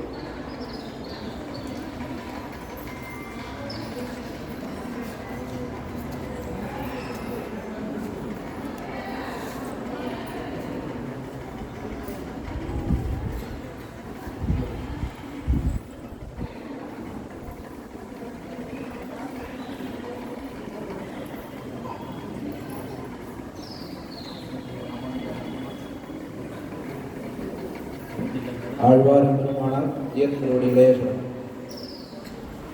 நம ஸ்ரீரங்கநாயக்யை யத்ரோ விக்ரமபேததः ஈஷேஷிதவ்யவைரவ்யநிம்னோன்னதமிதம் ஜகத் ஸ்ரீஸ்தனாபரணம் தேஜ ஸ்ரீரங்கேஷயமாஸ்ரயே தாமணி விபோத்பாந்தமுத்சங்கே அனந்தபோகினः ஈஷைலேஷதயாபாத்திரம் தீபக்யாதிகுணார்ணவம் யதீந்திரப்ரவணம் வந்தே யதா மாதரக்ஷிணிம் பூதம் சரஸ்ச மஹதாஹ்வயபட்டநாத ஸ்ரீபக்திசாரகுணசேகர யோகிவாஹான் பக்தாங்கிரேணுபரகால யதீந்திரமிஸ்ரான் ஸ்ரீமத்பராங்குஷமுனிம் பிரணதோஸ்மி நித்யம். दृश्यते यस्य नगरे रङ्गयात्रा दिने दिने नमहं शिरसा वन्दे राजानं कुलशेखरम् இன்னமுதமூட்டுகே கேவா பைங்கிழியே தென்னரங்கம் ஆடவல்ல சீர்பெருமாள் பொன்னம் திரசேர்கரியர்வேல் இரநர்கோன் எங்கள் குலசேகரனே கூறு அறக்கெடப்பரணன்பன் உள்ளார் என்ன அவர்களுக்கே வாரம் கெடு உடப்பாம்பில் கையிட்டவன் மாத்தலரை இரம் கெடுத்த செங்கோல் லிகாமலன் உள்ளவர்கோன் சேரன் குலசேகரன் விவேம் தரிசிகாமணியே. எப்பதியால் அவாப்த சமஸ்த காமனால் எழுந்துள்ளிருக்கக்கூடிய இவன் நாராயணன்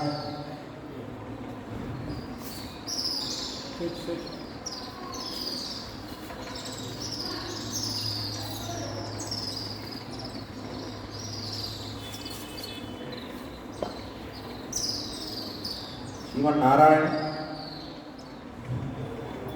இந்த லீலாவதியில் இருக்கக்கூடிய நம்மை போன்ற ஜீவாத்மாக்கள் பலர் எல்லாரும் உஜீவனம் அடைய வேண்டும் என்று திருவுள்ளம் பத்தினவாறு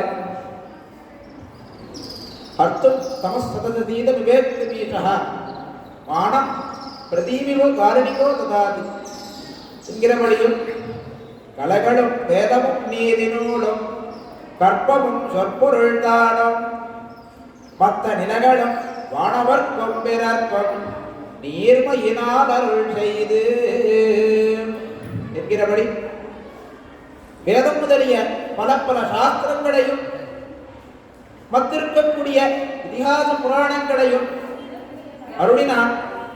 அது மட்டும் வெளிப்படுத்துவது மட்டுமில்லாமல் தானே வாழ்ந்து காட்டினான். ராமகிருஷ்ணாதி அவதாரங்களிலே எப்படி தர்மத்தை ஆச்சரிக்க வேண்டும் என்று இவர்களுக்கு சொல்லித்தர வேண்டும். ஆனால் ஜீவாத்மாக்கள் எல்லாரும் திருந்தாத காரணத்தினாலே இவர்களை மனிதர்களை ஒரு மனிதனை கொண்டே திருத்த வேண்டும், சஜாதியரை கொண்டே இவர்களை திருத்த வேண்டும் என்று திருவுள்ளம் பத்தினான். உண்மை கூட இருக்கிறோம் சொன்னாதான் கேட்போம். வெளியில ஒருத்தவங்க சொன்னா உனக்கு என்னப்பா, உனக்கு பேச தெரியும், செயலை செய்ய தெரியுமா, நீ என்ன பண்ணிடுவேன், நீ கடவுள், ராமன் வந்தான் நன்றாக தர்மத்தை ஆதரித்தான், என்ன தெரியும் ராமன் பண்ணுவான், அவன் கடவுள் பெரிய வீரன், அவனுக்கு செய்ய முடியும், அவனா சாதாரண மனுஷன், நம்மளால தர்மத்தை அனுஷ்டிக்க முடியுமா, அதெல்லாம் முடியாதுப்பா, அதெல்லாம் வாய்ப்பு இல்லைன்னு சொல்லிட்டு போனாலும் கிடையாது. மனிதர்கள் செய்ய வேண்டும், மனிதர்களை மற்ற மனிதர்களை கொண்டே திருத்த வேண்டும் என்று பன்னிரு ஆழ்வார்களை உலகத்திற்கு காட்டினான். இவர்களுக்கு மயனோர மதினத்தை அருளி இந்த ஆழ்வார்களை கொண்டு இந்த உலகத்தை திருத்துவதற்காக ஸ்ரீமன் நாராயணன் காரியத்தை செய்தான். இப்படிப்பட்ட ஆழ்வார்கள் அவதரித்தவாறே இவர்களுடைய திருநட்சத்திரங்களை நாமும் ஒரு வருஷமும் கொண்டாடி வருகிறோம். அப்படியே இந்த மாசி மாதம் புனர்பூசம் இந்த நல்லாளிலே நாம் எல்லாரும் சுவாமி குலசேகர ஆழ்வாருடைய திருநட்சத்திரத்தை கொண்டாடி இருக்கிறோம். அதனை முன்னிட்டு சுவாமி குலசேகர ஆழ்வாரை பற்றி திரு விஷயங்களை அடியேன் யதாசக்தி யதாமதி தெரிவிக்கும்படி அடியேனுக்கு பரிபூர்ண கிருபாகடாட்சம் அருளின திவ்ய தம்பதிகளையும் ஆழ்வார்களும் ஆச்சாரியர்களும் எல்லாரையும் அடியேனுடைய ஆச்சாரிய சுவாமியார் ஸ்ரீ பராசர திருவேங்கடமற்ற சுவாமியையும் மற்றும் எழுதியிருக்கக்கூடிய ஸ்ரீ பராசர அழகிய சிங்கரமற்ற சுவாமியையும் அடியேனுடைய ஞானாச்சாரியர்களால் ஸ்ரீ திருப்புலாணி சுவாமியையும் ஸ்ரீ பராசர திருமலைப்பற்ற சுவாமியையும் மொத்தம் எழுதியிருக்கக்கூடிய எல்லாரையும் பெரியவர்களையும் சேவித்தவாறே இந்த உபன்யாசத்தை தொடங்குகிறேன். குலசேகர ஆழ்வாரை பற்றி இன்றைய தினம் அனுபவிக்க இருக்கிறோம். குலசேகர ஆழ்வார் திருவஞ்சிக்களம் என்கிற கேரள நாட்டிலே, இந்த சேர நாட்டிலே திருவஞ்சிக்களம் என்று தலைநகரிலே மாசி மாதத்திலே கலியுகம் பிறந்த 27வது வருஷம், அந்த வருஷத்திலே 28வது பராபவ என்கிற ஒரு வருஷம், அந்த வருஷத்திலே மாசி மாசம் சுக்லபட்சத்திலே துவாதசி என்று வியாழக்கிழமை புனர்பூச நட்சத்திரத்திலே நன்றாக இப்படி ஒரு ராஜகுமாரராக திருவஞ்சிக்களத்திலே அவதரித்தார் சுவாமி குலசேகர ஆழ்வார். திருடபுரத்தன் என்கிற ஒரு அரசனுக்கு புத்திரனாக அவதரித்தார் குலசேகர ஆழ்வார். இப்படி அவதரித்தவாறே அவரை பார்த்தவாறே ராஜா சொன்னானாம், இன்னொரு தேஜஸ் அவருடைய திருமுகத்திலே தேஜஸை பார்த்தாலே அவராக முகப்பொழிவு தெரிகிறதே, இப்படி இவர் இந்த குலத்துக்கே பெருமையை கொண்டு வரப்போகிறார். அதனால் குலசேகரா, இந்த குலத்துக்கு மணியாக விளங்கக்கூடியவர் குலசேகரன் என்று திருநாமத்தை இட்டார் அந்த திருடபுரதன் என்கிற அரசன். அப்படி குலசேகர ஆழ்வாரும் சின்ன வயசுலேருந்து சோழம் புனையனம் முதலிய சம்ஸ்காரங்கள்லாம் ஆச்சு. வேதம் மற்ற சாஸ்திரங்களெல்லாம் படித்தார். அது மட்டுமில்லை, தான் சத்திரிய அந்த ஒரு குலத்தில் அவதரித்திருக்கிறார். அதுக்கு எந்த தர்மங்கள்லாம் இருக்கும், சண்டை போடுறது, மற்ற நீதி நூல்கள்லாம் அதை எல்லாத்தையும் அத்தியனம் பண்ணார். அவை எல்லாவற்றையும் கத்தார். நன்றாக வலிமையோடு இருந்தார் குலசேகர ஆழ்வார்.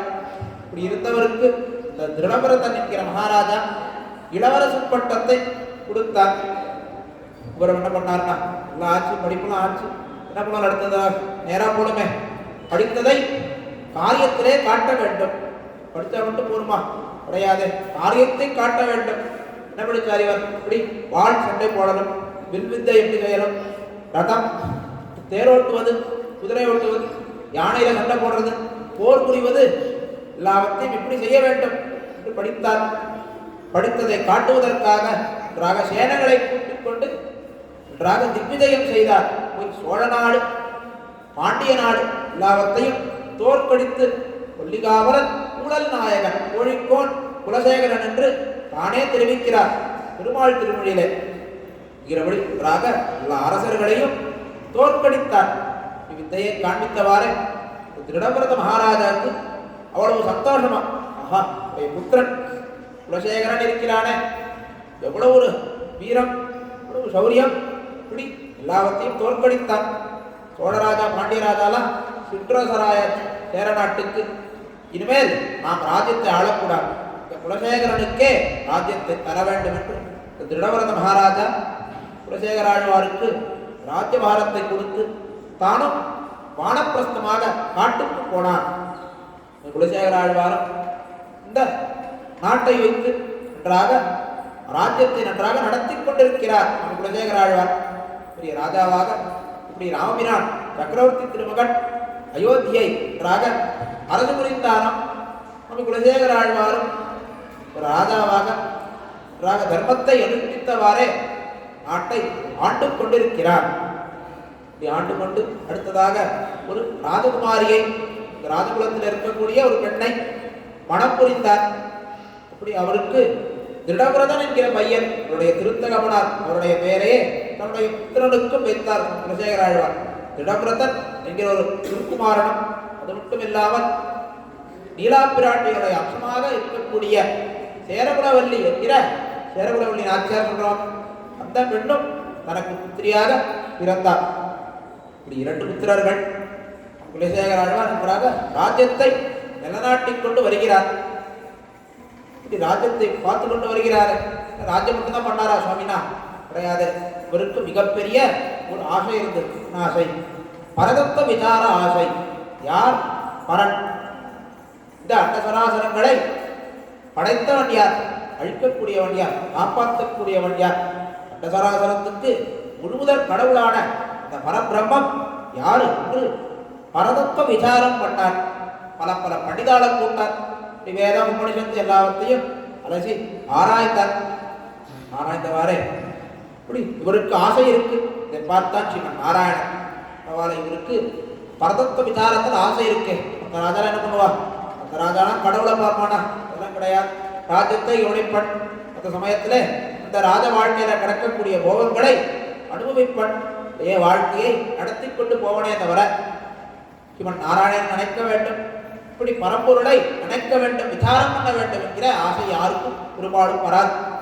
ஆனா இந்த குலசேகரன் என்கிற மிகப்பெரிய அரசர் இருக்கிறே, இவர் அழகாக விசாரம் பண்ணுகிறார். மனிதெல்லாம் கூட்டு பண்றார். அதனால் நாராயணன் பார்த்தான். இவருக்கு மயர்வர மதிநலத்தை அருளினார். மயர்வர மதிநலம், அதாவது பக்தி ரூபாபண்ண ஞானம், ஞானமும் பக்தியும் கலந்திருக்கக்கூடிய இந்த தசையை அதை அருளினார் இவன் நாராயணன். அதை பெற்றவாறு குலசேகர ஆழ்வாரும் மிகுந்த பக்தியோடு இவன் நாராயணனுடைய மேன்மை குணத்திலும் நீர்மை குணத்திலும் மற்றும் பல பல கல்யாண குணங்களிலும் ஈடுபட்டவராக அவனுக்கு ஏதாவது ஆபத்து வந்தால் அஸ்தானே வைரக்கையோடு அவனுக்கு என்ன ஆகுமோ என்று கவலைப்பட்டு கொண்டு அவனை அந்த சிவன் நாராயணனை பற்றி சதாசர்வ காலம் நினைத்தவாறே அவனுடைய திருக்கல்யாண குணங்களிலும் அவருடைய பரவியூக விபவ அந்தரியாமி அர்ச்சாநிலைகளை நினைத்தவாறே விபவாதாரத்திலே ராமகிருஷ்ணாதி அவதாரங்களை நினைத்து அர்ச்சாவதாரத்திலே திருவரங்கம் திருவேங்கடம் திருவுத்துவக்கோடு தில்லை திருச்சித்திரக்கூடம் திருமாலிருஞ்சோலை போன்ற திவ்யதேசங்களையும் இவைகளை ஈடுபட்டு கொண்டு இவன் வாழ்ந்து வந்தான். இது மட்டுமானா கிடையாது, அடிக்கடி தனமும் ஸ்ரீராமாயண காலக்ஷேபம் கேட்பான். சபையில ஸ்ரீராமாயண பண்டிதர் ஒருத்தர் வருவார், இந்த ஸ்ரீராமாயணத்தை காலக்ஷேபம் பண்ணுவார். அப்பப்போ ஸ்ரீவைஷ்ணவெல்லாம் வருவார், வரக்கூடிய ஸ்ரீவைஷ்ணவர்களுக்கு உபச்சாரம் பண்ணுவார், அவளுக்கு வேண்டியதெல்லாம் பண்ணுவார், அவர்களை கவனித்துக் கொள்வார். நம்ம குலசேகர ஆழ்வார் அதிதி சத்காரம் பண்ணுவார். ஏன்னா பாகவத கைங்கரியம் என்பது மிகவும் உயர்ந்தது என்று அறிந்தவர் குலசேகர ஆழ்வார். கைங்கரியம் என்ன பண்ணிட்டு இருக்கார், ஸ்ரீராமாயண காலக்ஷேபமும் கேட்கிறார். ஒரு சமயம் கேட்கிற சமயம் ஸ்ரீராமாயணம் கதை சொல்லி நின்றுட்டு இருக்கார் இந்த பண்டிதர். என்ன கதைனா, பரதூஷணர் எல்லாரும் வந்தா படையோடு இந்த ஜனஸ்தானம் என்கிற காட்டு பகுதியில் பரதூஷணாதிகள் 16,000 ராட்சசர்கள் சண்டை போட வர. ராமனும் தனியா இருப்பான். இளைய பெருமாள் லக்ஷ்மணனும் சீதா பிராட்டியை பாதுகாப்பதற்கு அங்கே பிராட்டிக்கு கைங்கரியம் பண்ணி கொண்டிருக்கிறான். ராம்பிரான் சக்கரவர்த்தி திருமகன் தனியாக நிற்கிறானே. தனியா இருக்கிற சமயத்திலே இவ்வளவு ராட்சசர்கள்லாம் வரா, எல்லாரும் சண்டை போடுறதுக்கு வருகிறார்கள். ராம்பிரானுக்கு என்ன ஆகுமோ என்று ராமாயணத்தில் கதை சொல்றான் குலசேகர ஆழ்வாருக்கு. இது போன யுகத்திலே 2 யுகம் முன்னாடி நடந்த கதைன்னு தெரியல. பக்தியின் மிகுதியினாலே ஆஹா இப்ப ராவணன் நின்று இருக்கான், ராட்சசர்களா இப்ப வந்துட்டான். இச்சமயத்திலே இதே கணத்துல ராவனுக்கு அபாயம். இப்போதே சென்று ராவனை காப்பாற்ற வேண்டும், அவனுக்கு கைங்கரியம் பண்ண வேண்டும் என்று கொண்டு வாங்க சேனைய, மழையை கொண்டு வாங்க, எல்லாரும் ஜனஸ்தானத்துக்கு போலாம் அப்படின்னா இருக்கிறவள்ள முடியாது. ராமாயணம் முடிஞ்சு ஆயிரக்கணக்கான வருஷமா எடுத்து இவர் என்னன்னா இப்ப போய் ஜனஸ்தானத்துக்கு போலாங்கிறாரே, இவருக்கு எப்படி புரிய வைக்கிறது அப்படின்னாரா. பண்டிதர் ரொம்ப புத்திசாலி. உடனே என்ன சொன்னார், இவர் கணவரதை பார்த்த உடனேயே தத்ருஷ்டுவா சத்ருஹந்தாரம் மருஷீனா சுகாவகம் பகூவகிருக்கா வைதேகி வர்த்தாரம் பரிஜஸ்துதே என்கிற ஸ்லோகத்தை சொன்னார். அதாவது என்ன, கிளம்பி போறாரே, ராமனுக்கு ஆபத்து நினைச்சுன்னு போறார். சாமர்த்தியமா அந்த பண்டிதர் சொன்னாராம், இந்த ராட்சசர்களை ராமபிரான் அழித்தான், அழித்து இவனுடைய வீரத்தை கண்டவாறே சீதா பிராட்டியம் இவனை அணைத்துக் கொண்டான் என்று அழகாக ஸ்லோகத்தை சொன்னான். அதை கேட்டு குலசேகர ஆழ்வாருக்கு மனசுல நிம்மதி இருந்துதான். ஓ அப்படியா, சரி நல்ல வேலை, ராமபிரானும் ஒன்றும் ஆகவில்லை, நாம் படையை எடுத்துக்கொண்டு போக வேண்டாம் என்று சொன்னான். இதை பார்த்தார் அந்த பண்டிதர். அடுத்த நாள்ல இருந்து ராமபிரானுக்கு ஆபத்து வந்த இடத்தெல்லாம் சுருக்கி சுருக்கி சொல்லுவாராம். அவன் ஜெயித்த இடங்கள் எல்லாம், வெற்றி கொண்ட இடங்கள் எல்லாம் ராமாயணத்திலே அதாக விரித்து எடுத்துரைப்பாராம். இதே காலட்சேபம் பண்ணிட்டு இருக்கார். பண்றவாறே ஒரு நாள் இவருக்கு தான் காரியம் இருக்கு, காலட்சேபம் பண்றவருக்கு காரியம் இருக்கு, இங்கே போடும். ஆனாலும் காலட்சேபத்தை நிறுத்த முடியாது. ராஜாவுக்கு சொல்லலாம் ஸ்ரீராமாயணம். அதனால் தன்னுடைய பையன் இருக்கிறானே, பையனை கூப்பிட்டு டேய் போடா, குலசேகர ஆழ்வார் ராஜாவுக்கு போய் நீ ஸ்ரீராமாயண காலட்சேபம் பண்ணுவா வச்சாராம். இந்த பையனுக்கு குலசேகர ஆழ்வாரை பற்றி தன்மை தெரியாது. இவரிடத்துல ராமபிரானுடைய அபாயத்தை சுருக்கி சொல்லலும், அவருடைய வெற்றி கதையை விரிவித்து சொல்லலும் என்கிற இந்த விதியெல்லாம் தெரியாது. போனான். என்ன பண்ணா அந்த பையன் தான் போனவாறே சீதா பிராட்டி ராவணன் அபகரித்தான். ராமபிரான் அழுகிறான், சீதா பிராட்டி பிரிந்தவாறே இருக்கிறான். ராவணன் அபகரித்துக் கொண்டு போனான் சீதா பிராட்டியை கதையை சொன்னானாம், நன்றாக விவரித்து சொன்னானாம். ராமபிரானுக்கு சீதா பிராட்டிக்கு ஏற்பட்ட அபாயத்தை விவரித்து சொன்னானாம். பையன் பாவம் கேட்டார் குலசேகர ஆழ்வார், இது ராவணன் அபகரித்து போனானா, நான் என்ன செய்கிறேன் பார். உடனடியாக இலங்கைக்கு போய் ராவணனையும் படையையும் அழித்து பிராட்டியை மீட்டுக் கொண்டு வருகிறேன். எடுப்பா சேனை எல்லாரும் எடுத்துன்னு வாங்க, எல்லாரும் இலங்கைக்கு போலாம்னு போயிட்டாளா. எல்லாரும் கடற்கரையில் நிற்கிறான், கடலை இறங்கியாச்சு, எல்லாரும் இறங்கி இலங்கைக்கு போலாம்னு இறங்கியாச்சு. எல்லாருக்கும் என்ன பண்ணுறதுனே தெரில.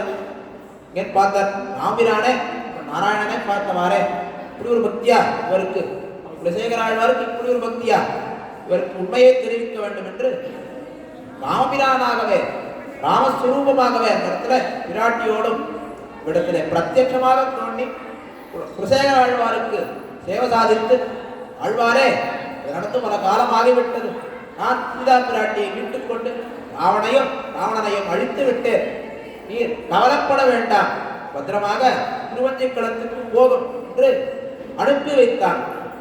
இப்படி ஒரே பக்தி அந்த குலசேகர ஆழ்வாருக்கு, இவ்வளவு பக்தி, எப்பொழுதும் இவன் நாராயணனிடத்திலே ஒரு ஈடுபாடு கொண்டவன். இவன் நாராயணத்தில் மட்டும் ஈடுபாடுனா அது மட்டும் கிடையாது, அவனுடைய அடியவர்களிடத்திலும் ஈடுபாடு.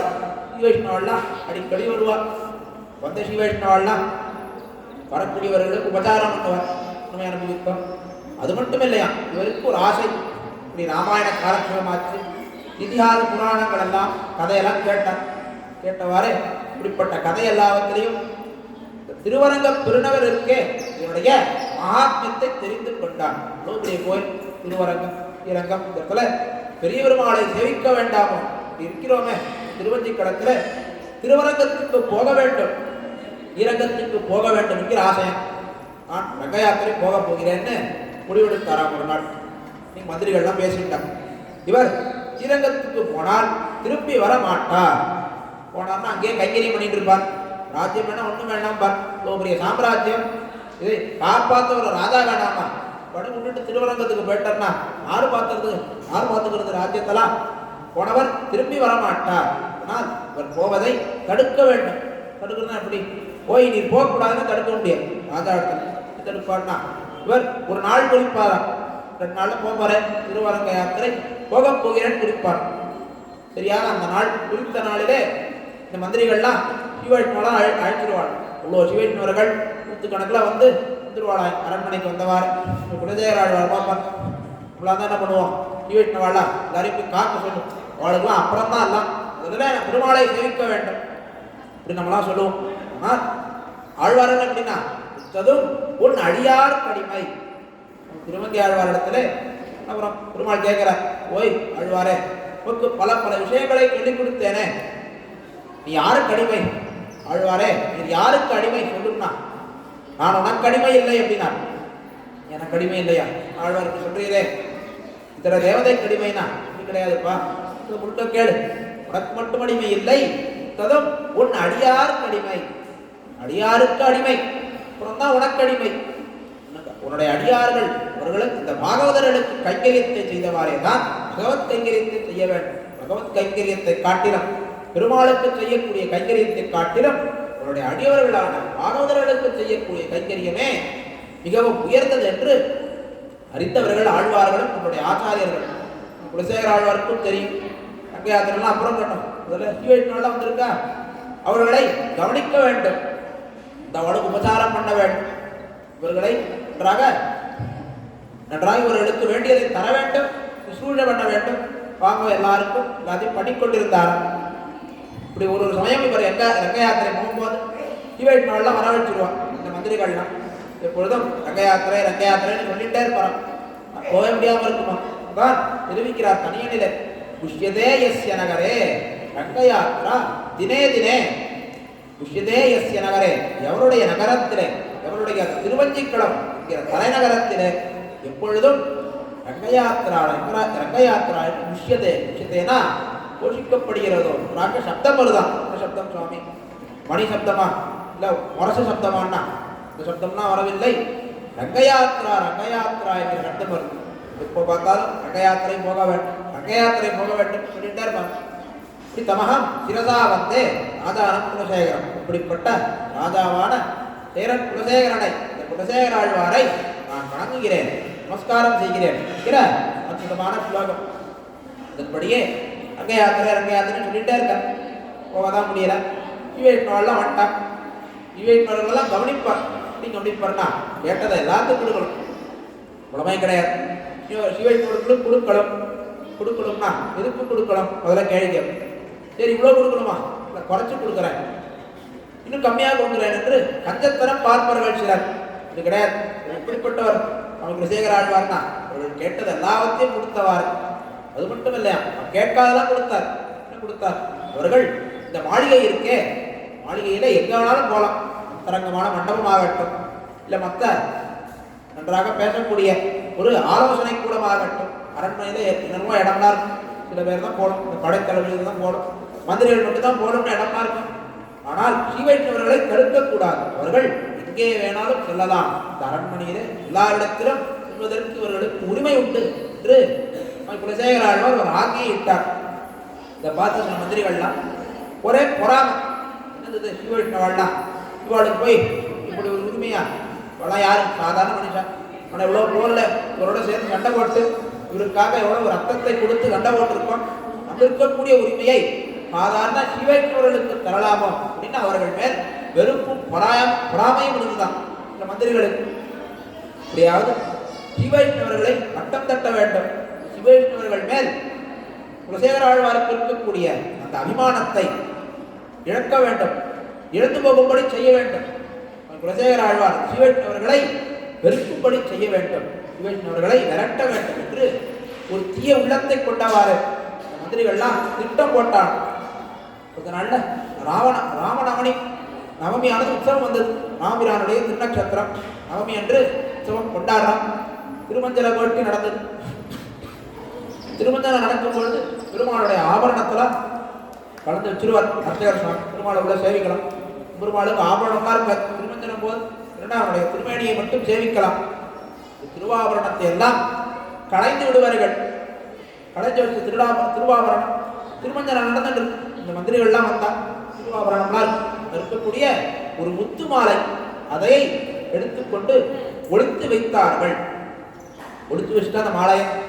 அப்புறம் திருமஞ்சனம்லாம் ஆச்சு. அர்ச்சகர் சுவாமி மறுபடியும் சாத்தலம், பெருமாளுக்கு திருவாபரணத்தெல்லாம் சாத்தணும்னு பெட்டியை திறந்து பார்த்தா இந்த முத்து மாலையை காணும்.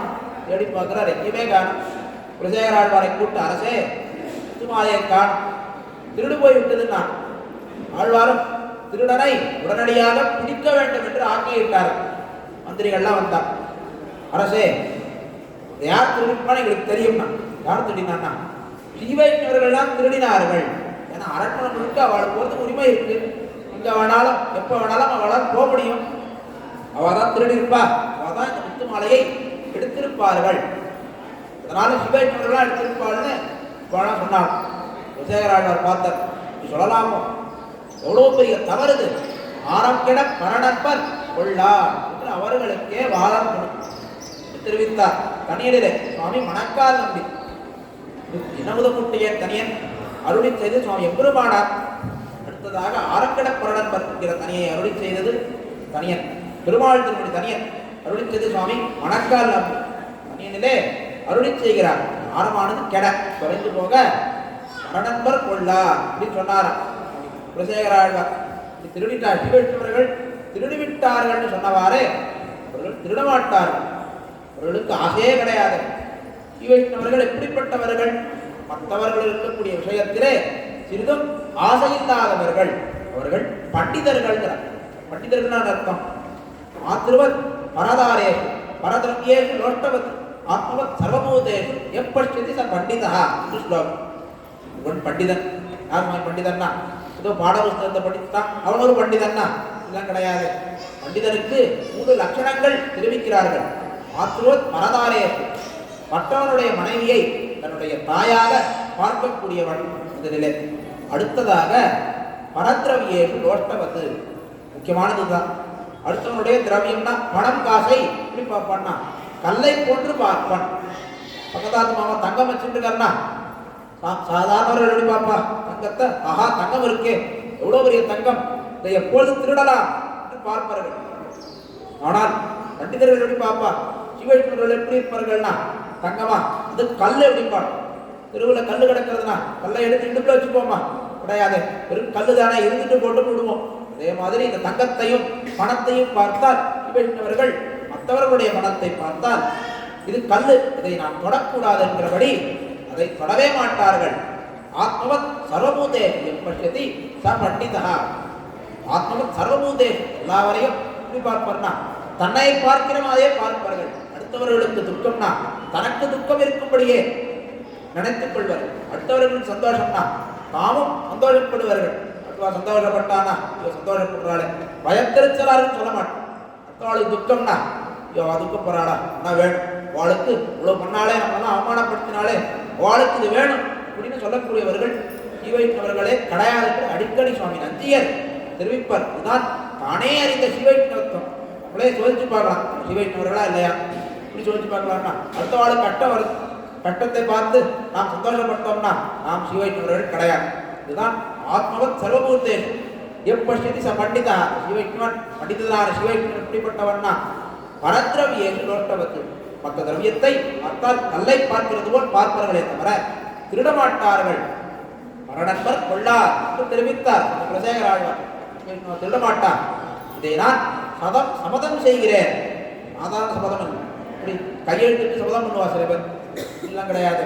நான் இப்படி சபதம் செய்கிறேன்னா குடப்பாம்பிலே கையை விட்டு சபதம் செய்கிறேன்னா யாரங்கே ஒரு குடத்தை எடுத்துப்பா, ஒரு குடமா இல்லப்பா, குடம் முழுக்க பாம்பு இருக்க வேண்டும், விஷப்பாம்பு நிறைந்த ஒரு குடத்தை எடுத்துக் கொண்டு வாண்டாம் வந்தார். சொன்னாராம் இந்த பாம்புல இந்த குடத்திலே பாம்பு இருக்கு, நான் கையை விடுகிறேன். இந்த முத்துமாலையை தீவையிட்டவர்கள் திருடியிருந்தால் இந்த பாம்பு என்னை கொட்டட்டும், திருடவில்லை என்றால் இந்த பாம்பெண்ணை தீண்டாது என்று சொல்லி இந்த குடப்பாம்பில் கையிட்டார் குலசேகர ஆழ்வார்.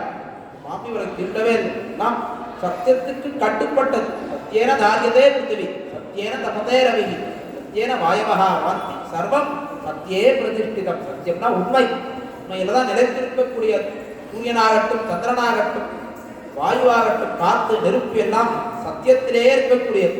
இந்த பாம்பு இருக்கே இதுவும் சத்தியத்துக்கு கட்டுப்பட்டது.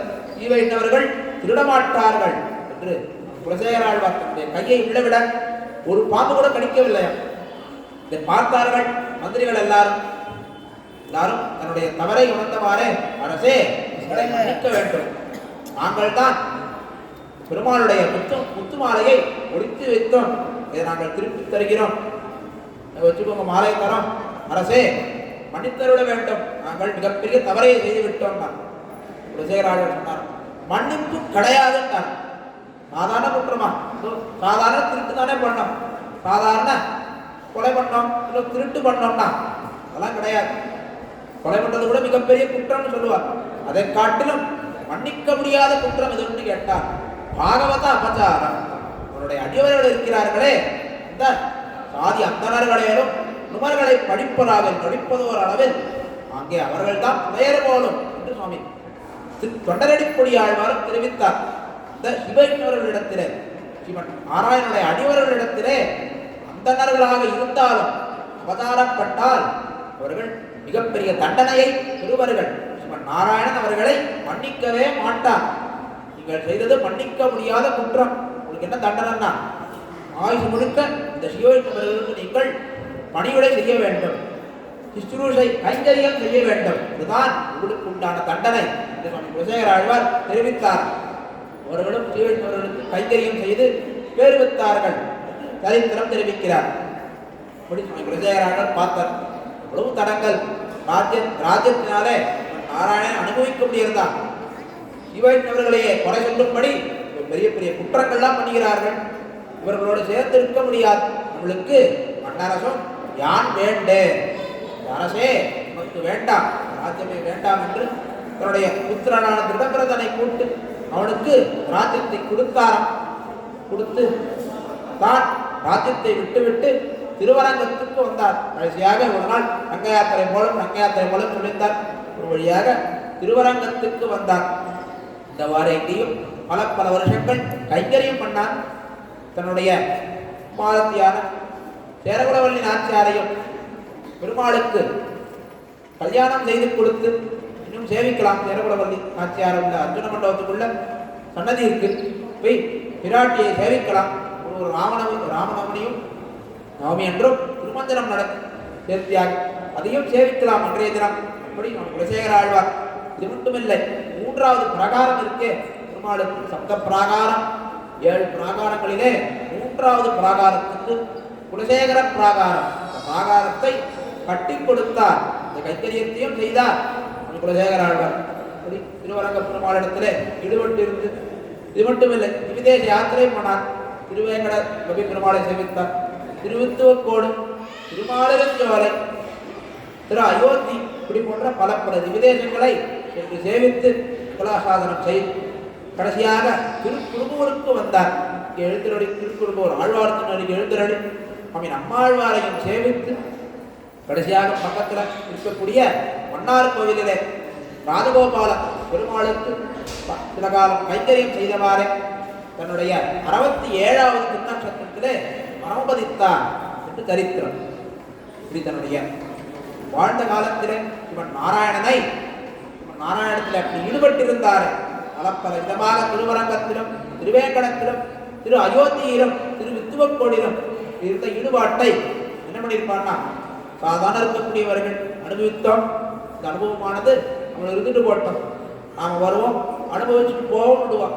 ஆனால் ஆழ்வார்களுக்கும் ஆச்சாரியர்களும் இருக்கக்கூடிய அந்த நீர்மை குணம் இருக்க, தங்கள் இருக்கக்கூடிய அனுபவத்தை எல்லாரும் பெற வேண்டும் என்று திருவுள்ளம் பத்தினவாறே தனக்கு இருக்கக்கூடிய அனுபவத்தை, இந்த பகவத் அனுபவத்தையும் பாகவத அனுபவத்தையும் அழகாக பெருமாள் திருமொழி என்கிற 105 பாசுரங்களாலே நாம் எல்லாரும் அறியும்படி அழகாக அறிவித்தார். பெருமாள் திருமொழியிலிருந்து முக்கியமான விஷயங்களை நாம் இப்பொழுது அனுபவிப்போம். இந்த பெருமாள் திருமொழியிலே முதலிலே குலசேகர ஆழ்வார் மதிநலம் பெற்றவாறு திருவரங்கத்தில் வரும்னு ஆசைப்பட்டிருந்தார். இந்த ராஜசபையில் இருந்த சமயத்திலே திருவரங்கத்தில் பெருமாளை சேவிக்க வேண்டும் என்று திருவுள்ளம்பத்தினவாறு இருந்தார். பெருமாளை சேவிக்க வேண்டும் என்று ஒரு ஆசை இருந்ததே. அக்காலத்திலே முதல் திருமொழியை அருளி செய்கிறார்.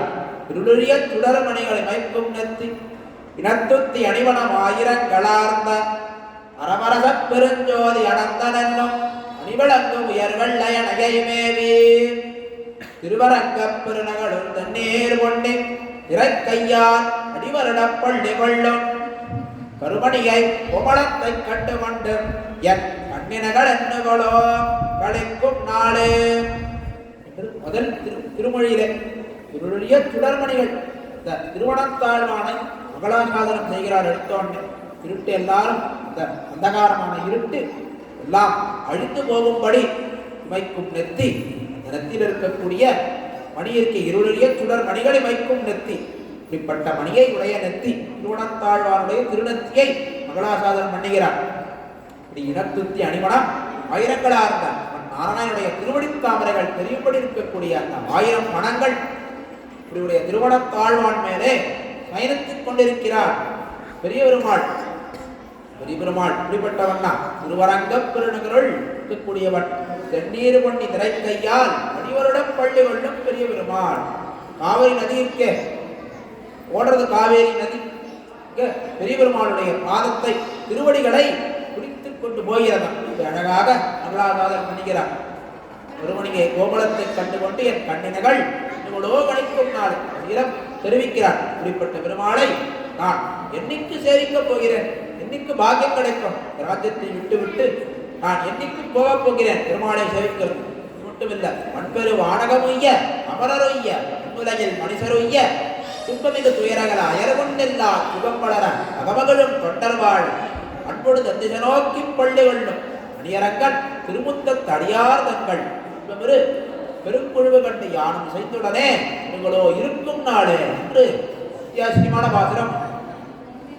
இப்படி மண்பெரு வானகமுய்ய சத்தியலோகம் இருக்க, இந்த சத்தியலோகமாகட்டும் மண்பெரு வானகமுய்ய அமரரொய்ய தேவர்களாகட்டும் மண்ணுலகில் மனுஷருய்ய மண்ணுல இருக்கக்கூடிய மனுஷர்கள் எல்லாரும் வாழும்படியாகவும் துன்பமிகு துயரகள இரவுன்னெல்லா சுகம்பளன் பாவம் எல்லாம் அழித்து போகும்படியாகவும் இந்த பகவத் அனுபவமானது நன்றாக மீண்டும் மீண்டும் வளரும்படியாகவும் முகமகளும் தொண்டர்வாழ் இப்படிப்பட்ட தொண்டர்களும் வாழும்படியாகவும் வைரத்துக் கொண்டிருக்கிறான் பெரிய பெருமாள். அன்புடு தந்திச நோக்கி பள்ளி கொள்ளும் அன்புடு தந்திச நோக்கி அந்த சுவாமி அன்புனா தந்திசையிலே விபீஷணாழ்வான். அதனாலே தந்திசை இலங்கை நோக்கி என்கிறபடி அன்போடு தந்திசை நோக்கி பள்ளி கொள்ளும் அணியரங்கன் திருமுத்தம் தடியார்கள். திருமகளும் மங்களாசாசனம்னா பெருமாளுள்ளதோட சொல்லிட்டு கடைசியில அடியார்கள் இருக்கிறார்களே, இந்த பாகவத கோட்டி பெரு குழுவு கண்டு யாரும் செய்துடனே இவளோ இருக்கும் நாள் இப்படிப்பட்ட பாகவதர்களை நான் என்னைக்கு சேவிக்கப் போகிறேன், அந்த பாக்கியமானது என்னைக்கு கிடைக்கும் என்று கேட்கிறார் சுவாமி குலசேகராஜர். இப்படி பகவத் அனுபவத்தை முதல்ல செய்தார் முதல் திருமொழியிலே. அதுக்கடுத்ததாக பாகவதர்கள் இடத்தில் இருக்கக்கூடிய ஆணுமொழியத்தை தெரிவிக்கிறார். ஆணுமொழியம்னா அனுகூலமா இருந்தது, அவரோட கூட இருந்தது. மற்ற பாகவதர்களை கண்டால் வெறுப்பு வரக்கூடாது, பொறாமை வரக்கூடாது. மந்திரிகள் மாதிரி பார்த்தோமே அவளை மாதிரி வெறுப்போ பொறாமையோ வராமல் மற்ற சிவைஷ்ணவர்களை பார்த்தால் அவர்களிடத்திலே பக்தியும் நன்றாக அனுகூலமும் இருக்கும்படி, அனுகூலத்தோடு இருக்கும்படி நாம் குணத்தை பெற வேண்டும். சிவைஷ்ணவர்களை பார்த்தால் சந்தோஷமா இருக்கலாம், பக்தியோடு இருக்கணுமே தவிர வெறுப்பு பொறாமையெல்லாம் வரக்கூடாது. சிவைஷ்ணவர்களிடத்திலே இருக்கக்கூடிய இந்த ஆணுகூல்யம், இதை இரண்டாவது திருமொழியிலே தேட்டரும் திரள் தேடினை என்கிற திருமொழியிலே அத்தியாவசியமாக தெரிவிக்கிறார். தோடுதா மலர் மங்கை தோழிலை தோய்ந்ததும் சுடர்வாளியால் நிலுமாமரம் செத்ததும் நிறமேத்ததும் இவையே நினைந்து ஆடிப்பாடி அரங்கவோ என் அழைக்கும் தொண்டரடிப்பொடி ஆடனாம் பெறல் கங்கை நீர் உடைந்தாடும் வேட்கை என்ன ஆவதே.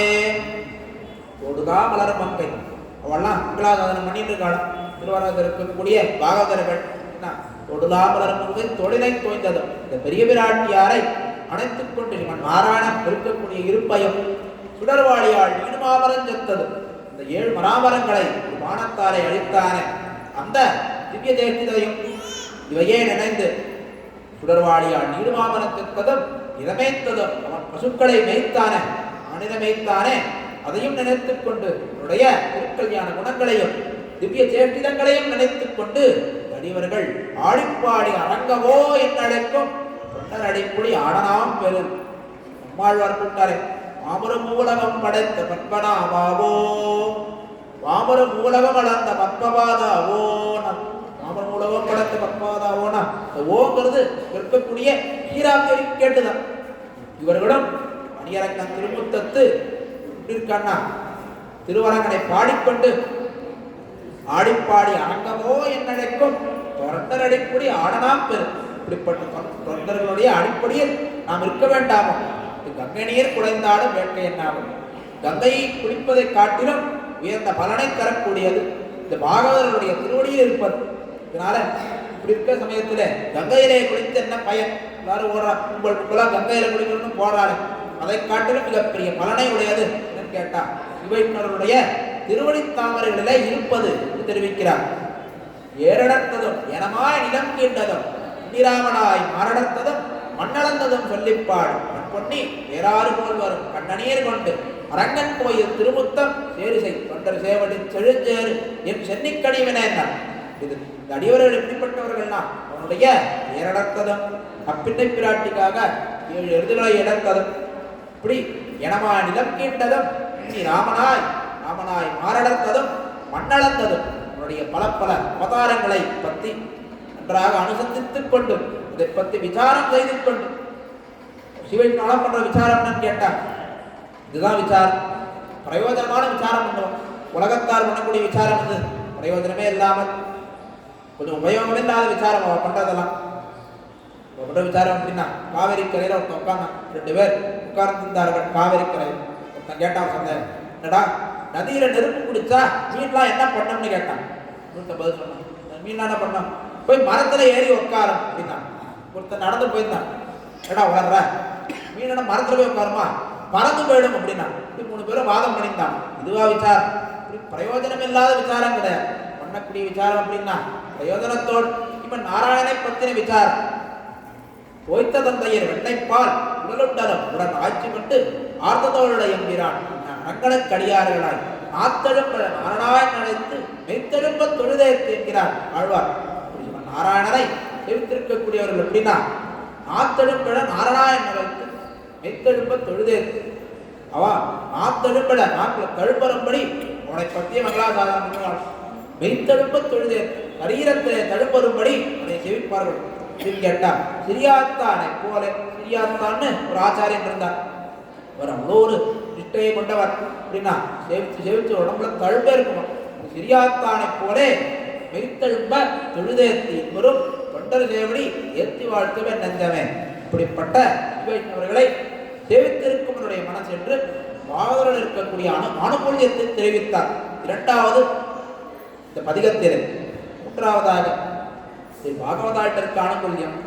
ஆனால் பகவத் விஷயத்திலே ஆசையே இல்லாத பிரதிகூலர்கள், இதை தள்ளியிருக்கக்கூடிய பகவத் விஷயத்திலே வராத இந்த விஷய பிராவண்யர்கள், மற்ற சித்தின்பத்திலே ஈடுபட்டிருக்கக்கூடியவர்கள், இது மட்டும் இல்லாமல் இப்படி மற்ற விஷயங்களில் ஈடுபட்டிருக்கக்கூடியவர்கள், இத்தரர்கள், சிவன் நாராயணத்திலே நம்பிக்கை இல்லாத மற்றவர்கள் இருக்கிறார்களே, அவர்களிடத்திலே மனம் போகவே போகாது, நான் அவர்களிடத்திலே செல்ல மாட்டேன் என்று மூன்றாவது பதிகத்திலே தெரிவிக்கிறார். உடையே உடையே உகந்தோடும் மண்டலத்தோடும் உடுவதில்லையா உண்டவான நரங்கன் பேய்குலை உண்டவானத்தன் உம்மத்தன் காண்பினேன். நான் ஒரு பைத்தியங்கிறார். உம்மத்தன்னா பித்தனா இருக்கிறேன். இப்படிப்பட்ட பித்தன்னு கேட்டார். இவன் நாராயணனை நினைத்தவாறே நான் ஒரு பித்தனாகி இருக்கிறேன். சம்சாரிகள்லாம் அப்படி இருக்கா? உண்டியே உடையே உகந்தோடும், சாப்பிட்றது தூங்கிறது அடுத்து உடையை உடுத்திக் கொள்ள வேண்டும். இப்படி மாறி மாறி காரியம் பண்ணக்கூடிய சம்சாரிகள் மண்டலத்தோடும் உடுவதில்லையா? நான் உடமாட்டேன். நாட்டு மாநிலத்தோடு எனக்கு கருதன்னார் ஆழ்வார். அவரோடு உடமாட்டேன், நான் இவரோடு சேரமாட்டேன். நான் எப்படிப்பட்டவன்னா மொய்த்து கண்மணி சோர மைகள் சிரிப்ப ஏன் கிடைத்து நின்று சொன்னாரு. அதே மாதிரி குலசேகர ஆழ்வார் நான் பைத்தன் சொன்னாரே, அவனுக்கே பித்தராமவர் பித்தரல்லர்கள் மந்தையார் பித்தரே. இந்த சம்சாரிகள்லாம் பார்த்தானே சொல்லுவா, குலசேகர ஆழ்வாரை பார்த்து அவரா ஆழ்வாரா அவரோட பைத்தியம் பெருமாள் பெருமாள் கதறின்னு இருப்பார், பதனம் பண்ணிட்டு இருப்பார், பழைக்க தெரியாதுன்னு சொல்லுவார். ஆமா, அவர்களுக்கு நான் பைத்தியம், எனக்கு அவர்கள் பைத்தியர்கள். இப்படி இதை பேச வேண்டாம், இதை விட்டு விடுங்கள்னு ஆழ்வார் தெரிவித்தார். இப்படி மற்ற விஷயத்தில் இருக்கக்கூடிய சம்சாரிகளிடத்திலும் சேரமாட்டேன் என்கிற விஷயத்தையும் மூன்றாவது பதிகத்திலே தெரிவித்தார். இதை சொன்னதுக்கு வரவும் பெருமாள் வரல.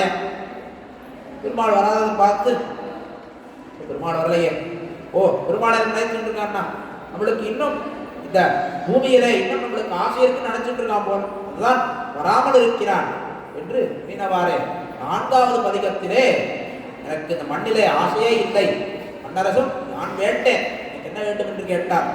திருவேங்கட மாமலையிலே ஏதாவது பதார்த்தமாக இருப்பேன், முதலிலே மீனாக இருப்பேன், இல்லை ஒரு கொக்காக இருப்பேன், இல்லை பொன்வட்டில் பிடித்து கைங்கரியம் பண்ணுவேன், இல்லை காணாராக இருப்பேன், இல்லை ஒரு செண்பகமாக இருப்பேன், செண்பக மரமாக இருப்பேன். இதை காட்டிலும் விசேஷமாக தெரிவிக்கிறார். பிறையேறு சிலையான பிரபணம் இந்திரனும் உரையாய திருவேள்வி குறைமுடிப்பான் மறையானால் பெரியாரம் சோலை திருவேங்கடச்சுமையில் நெறியாய் கிடக்கும் உடையுடையே நாமேனே. வழியாக இருப்பேன். இந்த இந்திராதி தேவர்களை காப்பாற்றக்கூடிய சிவன் நாராயணன் இருந்திருக்கக்கூடிய திருவேங்கடத்திலே நான் வழியாக இருப்பேன். ஏன் சுவாமி வழியில் என்ன விசேஷம்னா, வழியாக இருந்தால் ஒரே சமயத்திலே 3 கைங்கரியம் பண்ணலாம். முதலிலே பகவத் கைங்கரியம், பெருமாள் வீதியில எழுந்திருவர்னா நிறையா இருக்கு, பெருமாளுக்கு வழியாக இருந்து கைங்கரியம். பாகவத கைங்கரியம், பாகவதன் நடந்து போவ வீதியிலன்னா ஒருவர்களுக்கு பாகவத கைங்கரியம். மூன்றாவது ஆச்சாரிய கைங்கரியம், உடைய ஆச்சாரியனே வீதியில் எழுந்திருவர்னா தான் நரியாக இருந்தால் ஆச்சாரிய கைங்கரியம். இப்படி பகவத் பாகவத ஆச்சாரிய கைங்கரியம் மூன்றுவத்தையும் ஒரே நிலையில் இருந்து கொண்டு செய்யலாம். யான் நெறியாய் கிடக்கும் நிலையுடைய என்று ஆழ்வார் தெரிவிக்கிறார். செடியாய் வல்வினைகள் தீர்க்கும் திருமாலே நெடியானே வேங்கடவான் கோயிலின் வாசல் அடியாரும் மணவரும் அரம்பயிரம் கிடத்தியங்கும் படியாய் கிடந்தவன் பவளவாய் காண்பேன் என விசேஷமாக சேவிக்கலாம். படியாய் கிடந்து ஒரு விஷயமா இருப்பேன. கடைசியில உடைய கர்ப்பகிரகத்துக்கு முன்னாடி இருக்கக்கூடிய படி இருக்கே அதுவாக இருப்பேன். இன்னைக்கு அந்த படிக்கு குலசேகரன் படிந்தான் திருடாம். படியாய் கிடந்த உன்னுடைய பவளவாய் காண்பேன். ஒவ்வொரு உலகாண்டு ஒரு குடைக்கேள் உருப்பசிதான் ஒவ்வொரு கலையர்கள் பெற்றாரும் ஆதரிய. இப்படி இப்படி எம்பெருமான் திருவேங்கட மலையிலே ஏதேனும் ஆவேனே தெரிவித்தார். செவ்வளவாயான் திருவேங்கடம் என்னும் பெருமான் பொன்மல மேல் ஏதேனும் ஆவேனே. ஏதேனும் ஆவேனே அர்த்தம் அனந்தாழ்வான் தெரிவித்தார். அப்படின்னா திருவேங்கட மலையிலே இந்த திருவேங்கட மலையானோட சம்பந்தத்தோடு இருக்க வேண்டும். இப்படி சம்பந்தம் அந்த திருவேங்கட மலையானாக இருப்பதாகவே அப்படியே பெருமாளாகவே இருந்தால்தான் மலையோடு சம்பந்தம் கிடைக்கும்னா ஆழம் பெருமாளாகவே இருப்பார். சொரூபத்துக்கு விரோதம், நாம் பெருமாளுக்கு அடிமைப்பட்டிருக்க வேண்டுமே தவிர பெருமாளாகவே இருப்பதெல்லாம் சொரூபம் கிடையாது. ஆனால் சொரூபத்துக்கு விரோதமாக இருந்தாலும் ஒரு பக்தியால் பெருமாளாகவே இருக்கவும் தயாராக இருப்பார் அப்படின்னு தெரிவித்தார். இதுக்கு அடுத்ததான் பராசர பட்டர் விசேஷமா இன்னொரு அர்த்தம் தெரிவித்தார். ஏதேனும் ஆவேனா அர்த்தம், ஏதோ ஒரு விஷயமாக இருப்பேன்னா யாரும் அறியாதபடி திருவேங்கடமாமலையிலே உங்களையில ஒரு சின்ன விஷயமா இருக்கும், பெருமாளுக்கும் தெரியாது. வரப்போற அடியவர்கள்லாம் பாருதான் குலசேகர ஆழ்வார், இதுதான் குலசேகர ஆழ்வார்னு சொன்னா இவருக்கு ஒரு பெருமை வரும். பெருமைதான் எனக்கு வேண்டாம், பேரு புகழெல்லாம் வேண்டாம், யாரும் அறியாதபடி திருவேங்கட மாமலையிலே ஓரமா ஒரு சின்ன வஸ்துவாக இருப்பேன், இதுதான் ஏதேனும் ஆவேனே என்று தெரிவிக்கிறார். 4வது பதிகத்தில் இப்படி 3ஆம் பதிகத்திலே தெரிவித்து 4ஆம் பதிகத்திலே தெரிவித்து அடுத்தது 5ஆம் பதிகத்திலே இது மேலும் நாராயணனை சேவித்திருக்க வேண்டும், தன்னுடைய ஆக்கிஞ்சன்யத்தையும் அனன்ய கதித்துவத்தையும் நன்றாக புரிய வைக்க வேண்டும் என்று கருதுரையம் தராய இந்த பதிகத்திலே திருவித்துவக்கோடு பெருமாளுக்கு மங்களாசாதனம் செய்கிறார். கருதுயரம் தராய சரணந்தால் சரணிந்தை இப்படி வித்துவக்கோட்டம்மானே அரிசனத்தால் இன்னதாய் அகத்திடும் மத்தவள் தன் அருள் நினைந்த அழுப்பிழவி அதுவே போட்டிருந்தேன். கருதுயரம் தடாய யாக்கேன்னு பெருசா பண்றார். கருதுயரம் தடாய என்ன நாராயணன் தரக்கூடிய துயரம். இந்த சுவாமி அவனா துயரம் தெரிகிறான்னா கிடையாது, பாவ புண்ணியங்கள் தான் வரக்கூடிய துயரம். எது புண்ணியம்னு கேட்டான், அவன் உகந்ததை செய்தால் புண்ணியம், அவன் உகாததை செய்தால் அது பாவம். கருதுயரம் தடாய இப்படிப்பட்ட துயரங்களை உன்னால் மட்டுமே போக்க முடியும். பிள்ளை திருநறையூர் அறைய தெரிவிப்பாரா, இந்த குருவி பிணைத்த பிணையலை குருவியாலேயே அவிழ்க்க முடியும். பெரிய குருவி இருக்கு, பெரிய கூட்டை கட்டுறதுனா இந்த கூட்டை குருவியாலேயே மட்டுமே அவிழ்க்க முடியும். சிவன் நாராயணன் மாயா துரத்தையான மாயை சம்சாரத்திலிருந்து காப்பாற்ற சிவன் நாராயணன் மட்டுமாலே முடியும். முடியாதான் காப்பாற்ற வேண்டும். காப்பாற்றாமல் இருந்தாலும் நான் உன்னையே நம்பி இருப்பேன். முக்கியமான விஷயம். அருகனத்தால் இன்னதாய் அகத்திடணும் மத்தவள் தன் அருள் நேர்ந்த அழுப்புழவி அதுவே கொண்டிருந்தேன். இது மட்டுமில்லை, ஆளால் அறுத்து சுடினும் மருத்துவன்பார் ஆளாத காதல் நோயாளன் போல் ஆயத்தாள் இழா துயர்தரினும் துவக்கோட்டம்மா நீ ஆளா உணர்தலே பார்க்க நடிய. இப்படி ஒரு மருத்துவனிடத்திலே நோயாளிக்கு எப்படி ஒரு விசுவாசம் இருக்கும், அவன் ஆளால் அறுத்து சுட்டாலும் சிகிச்சை பண்ணாலும் இடத்துல இப்படி மாளாத காதல் இருக்கும். நானும் திருவித்துவக்கோடு இருக்கக்கூடிய சிவன் நாராயணனே உனக்கு துன்பத்தை தந்தாலும் அவனையே எதிர்பார்த்திருப்பேன் என்று அழகாக தெரிவிக்கிறார். 5ஆம் பதிகத்தில் பெருமாள் சேவை சாதிக்கலாம். இப்படி அந்த பிரிவாத்தாமை ஜாஸ்தியாய் அதனால் தான் பிராட்டி திசையை அடைந்து கோபிமாராக தன்னை பாவித்துக் கொண்டு அடுத்தது ஏர்மலர் பூங்குழல் ஆயிரமாதர் என்கிறார் 6வது பதிகத்தை பிராட்டி திசையிலே அருளிச் செய்கிறார். பெருமலர் கூந்தல் ஒருத்து தன்னை கடைகணித்து அங்கே ஒருத்து தன்பால் மறுவிமனம் வைத்து மத்துருத்தி குறைத்து குருவேதைக்கு பொய் உரித்து குருவிகுடன் அங்கே ஒருத்து தன்னை புணர்த்தி அவளுக்கும் மையனல். அழகாக அவள் கிருஷ்ணானுபவம், கிருஷ்ணாவதாரத்தை அவர் அழகான ஒரு அனுபவத்தை செய்கிறார் ஆழ்வார். ஒரு பெண் பிள்ளை மேல ஆசைனா இதே சமயத்தில் இன்னொருத்தையை கும்புறான், சமயத்தை இன்னொருத்தருக்கு செய்கிறான், இன்னொருத்தையும் உணர்த்துகிறான். இருக்கிறாயே உன்னுடைய வயசு வளர வளர உன்னுடைய மாயைகளும் வளர்த்து கொண்டே போகிறது என்று ஆழ்வார் தெரிவிக்கிறார். இப்படிப்பட்ட கண்ணபிரான் இப்படி இருக்கிறானே உன்னுடைய லீலைகளை 6வது பதிகத்திலே தெரிவித்தார். இதுக்கு அடுத்ததாக அந்த பக்திமன் நாராயணனை பிரிந்தவாறே போன காலம் இருந்தார். பகவத் அனுபவம் இல்லாமல் ராஜ்யத்திலே இருந்தார். இப்படி பகவத் அனுபவத்தை பிரிந்த தசையை இப்படி பிரிந்திருந்தோமே இருந்த துக்கத்தை எப்படி தேவகி பிராட்டி கண்ணனை பிரிந்திருந்தாலும் அதி துக்கத்தை தானும் அந்த தேவகி பிராட்டியுடைய நிலையை அடைந்து அடுத்தது 7ஆம் திருமொழியில் அழநீர் கருமண்டவத்தாலும் இருக்கிறபடி தெரிவிக்கிறார். அருவத்தின் திருடத்தில் சுற்றிய சிதற நிவாயனை முத்தம் தருதலும் இந்த தாதையைப் போல வடிவு கண்டு வந்து உள்ளவள் துடினர் விரலை செஞ்சிட வாயிலை சேர்த்து இப்படியால் இன்னுரைக்கும் அப்புறையும் இதுவிலே ஒன்னும் பெற்றினேன் எல்லாம் தெய்வனங்கை யசோதை பெற்றாள். அப்படியெல்லாம் அந்தன்பத்தலன் அந்தையில்லான் போல் வசுதேவன் பெற்றினனே இருக்கிறபடி கந்தபாவர் பெற்றார், யசோதை பெற்றாள். நான் பெறவில்லை ஆயரில் கடையாய தாயே, நான் இப்படிப்பட்ட பாவியாயிருக்கிறேனே என்று புலம்பிக் கொண்டார். அழகாக மங்களாசாசனம் செய்தார் இந்த பதிகத்தில். இதுக்கு அடுத்ததாக 8வது பதிகத்திலே அடுத்ததாக யசோதை பாவத்தை அடைந்தார். தேவகி பாவத்துக்கு யசோதை பாவத்திலே ராமிரானுக்கு தாலாட்டை பாடுகிறார். 2 புகழ் கோசலைதான் மணிவயிறு வாய்த்தவனே, சுத்தமெல்லாம் பின்தொடர பெருங்காலம் அடைத்தவனே, கத்தவர்கள் கருமருந்து யுவத்தி நகர் கருமதியே, கத்தவர்கள் தாம்பாலும் கணவரத்து கருமணியே, சுத்தபதம் கொண்ட வீராமாத்தாரே, தேவரையும் அசுரையும் சிகளையும் படைத்தவனே, யாவரும் வந்து அடிவணங்க அரங்கனாக துயினவனே, காவரினன் நதிபாயும் கணபுரத்து கருமணியே, ஏவரிவன் சிலவளவா ராகவனே தாரே என்று பல பாசுரங்களாலே ஆபிரானுக்கு தாலாட்டு பாடினான் இந்த பதிகத்தில். இதுக்கு அடுத்ததாக கௌசல்யாவுடைய பாவம் தசரதனுடைய பாவத்திலே போய் ராமிரான் காட்டுக்கு போனதை நினைத்து இந்த தசரதனுடைய புலம்பல் இதன் மூலமாக பாசுரத்தை அருளை செய்தார். ஒரு நாள் ரூபாளி செலவாங்கி வந்தவத்தை முத்தம் செத்தாய், உன்னையும் உன் அருமையையும் நோயின் வருத்தவம் உன்னாக கொள்ளாது என்னையும் என் மெய்யுரையும் மெய்யாக கொண்டு வனப்புக்கு என்றாய், என்னையே மகனாக பெறப்பெறுவேன். முக்கியமான விஷயம் தெரிவிக்கிறார். இப்படி காட்டுக்கு போனையே எதை கட்டுக்கொள்ளவே இல்லை, நான் எவ்வளவு கட்டப்பட்டேன், உன்னை மகனாக பெறுவதற்கு இவ்வளவு கட்டப்பட்டேன், அதை பார்க்கவில்லை. உடைய அம்மா எழுகிறாள், அவளையும் பார்க்கவில்லை, எதை பார்த்தாய், நான் ஏதோ ஒரு வார்த்தை சொல்லிவிட்டேன், என்னுடைய வார்த்தையை சத்தியவாக்கு பரிபாலனம் பண்ணணும்னு ஒரு காரணத்தினாலே சொன்னவுடனே காட்டுக்கு போய்விட்டாயே ராமா, என்னையே மகனாக பிறப்பெறுவேன்.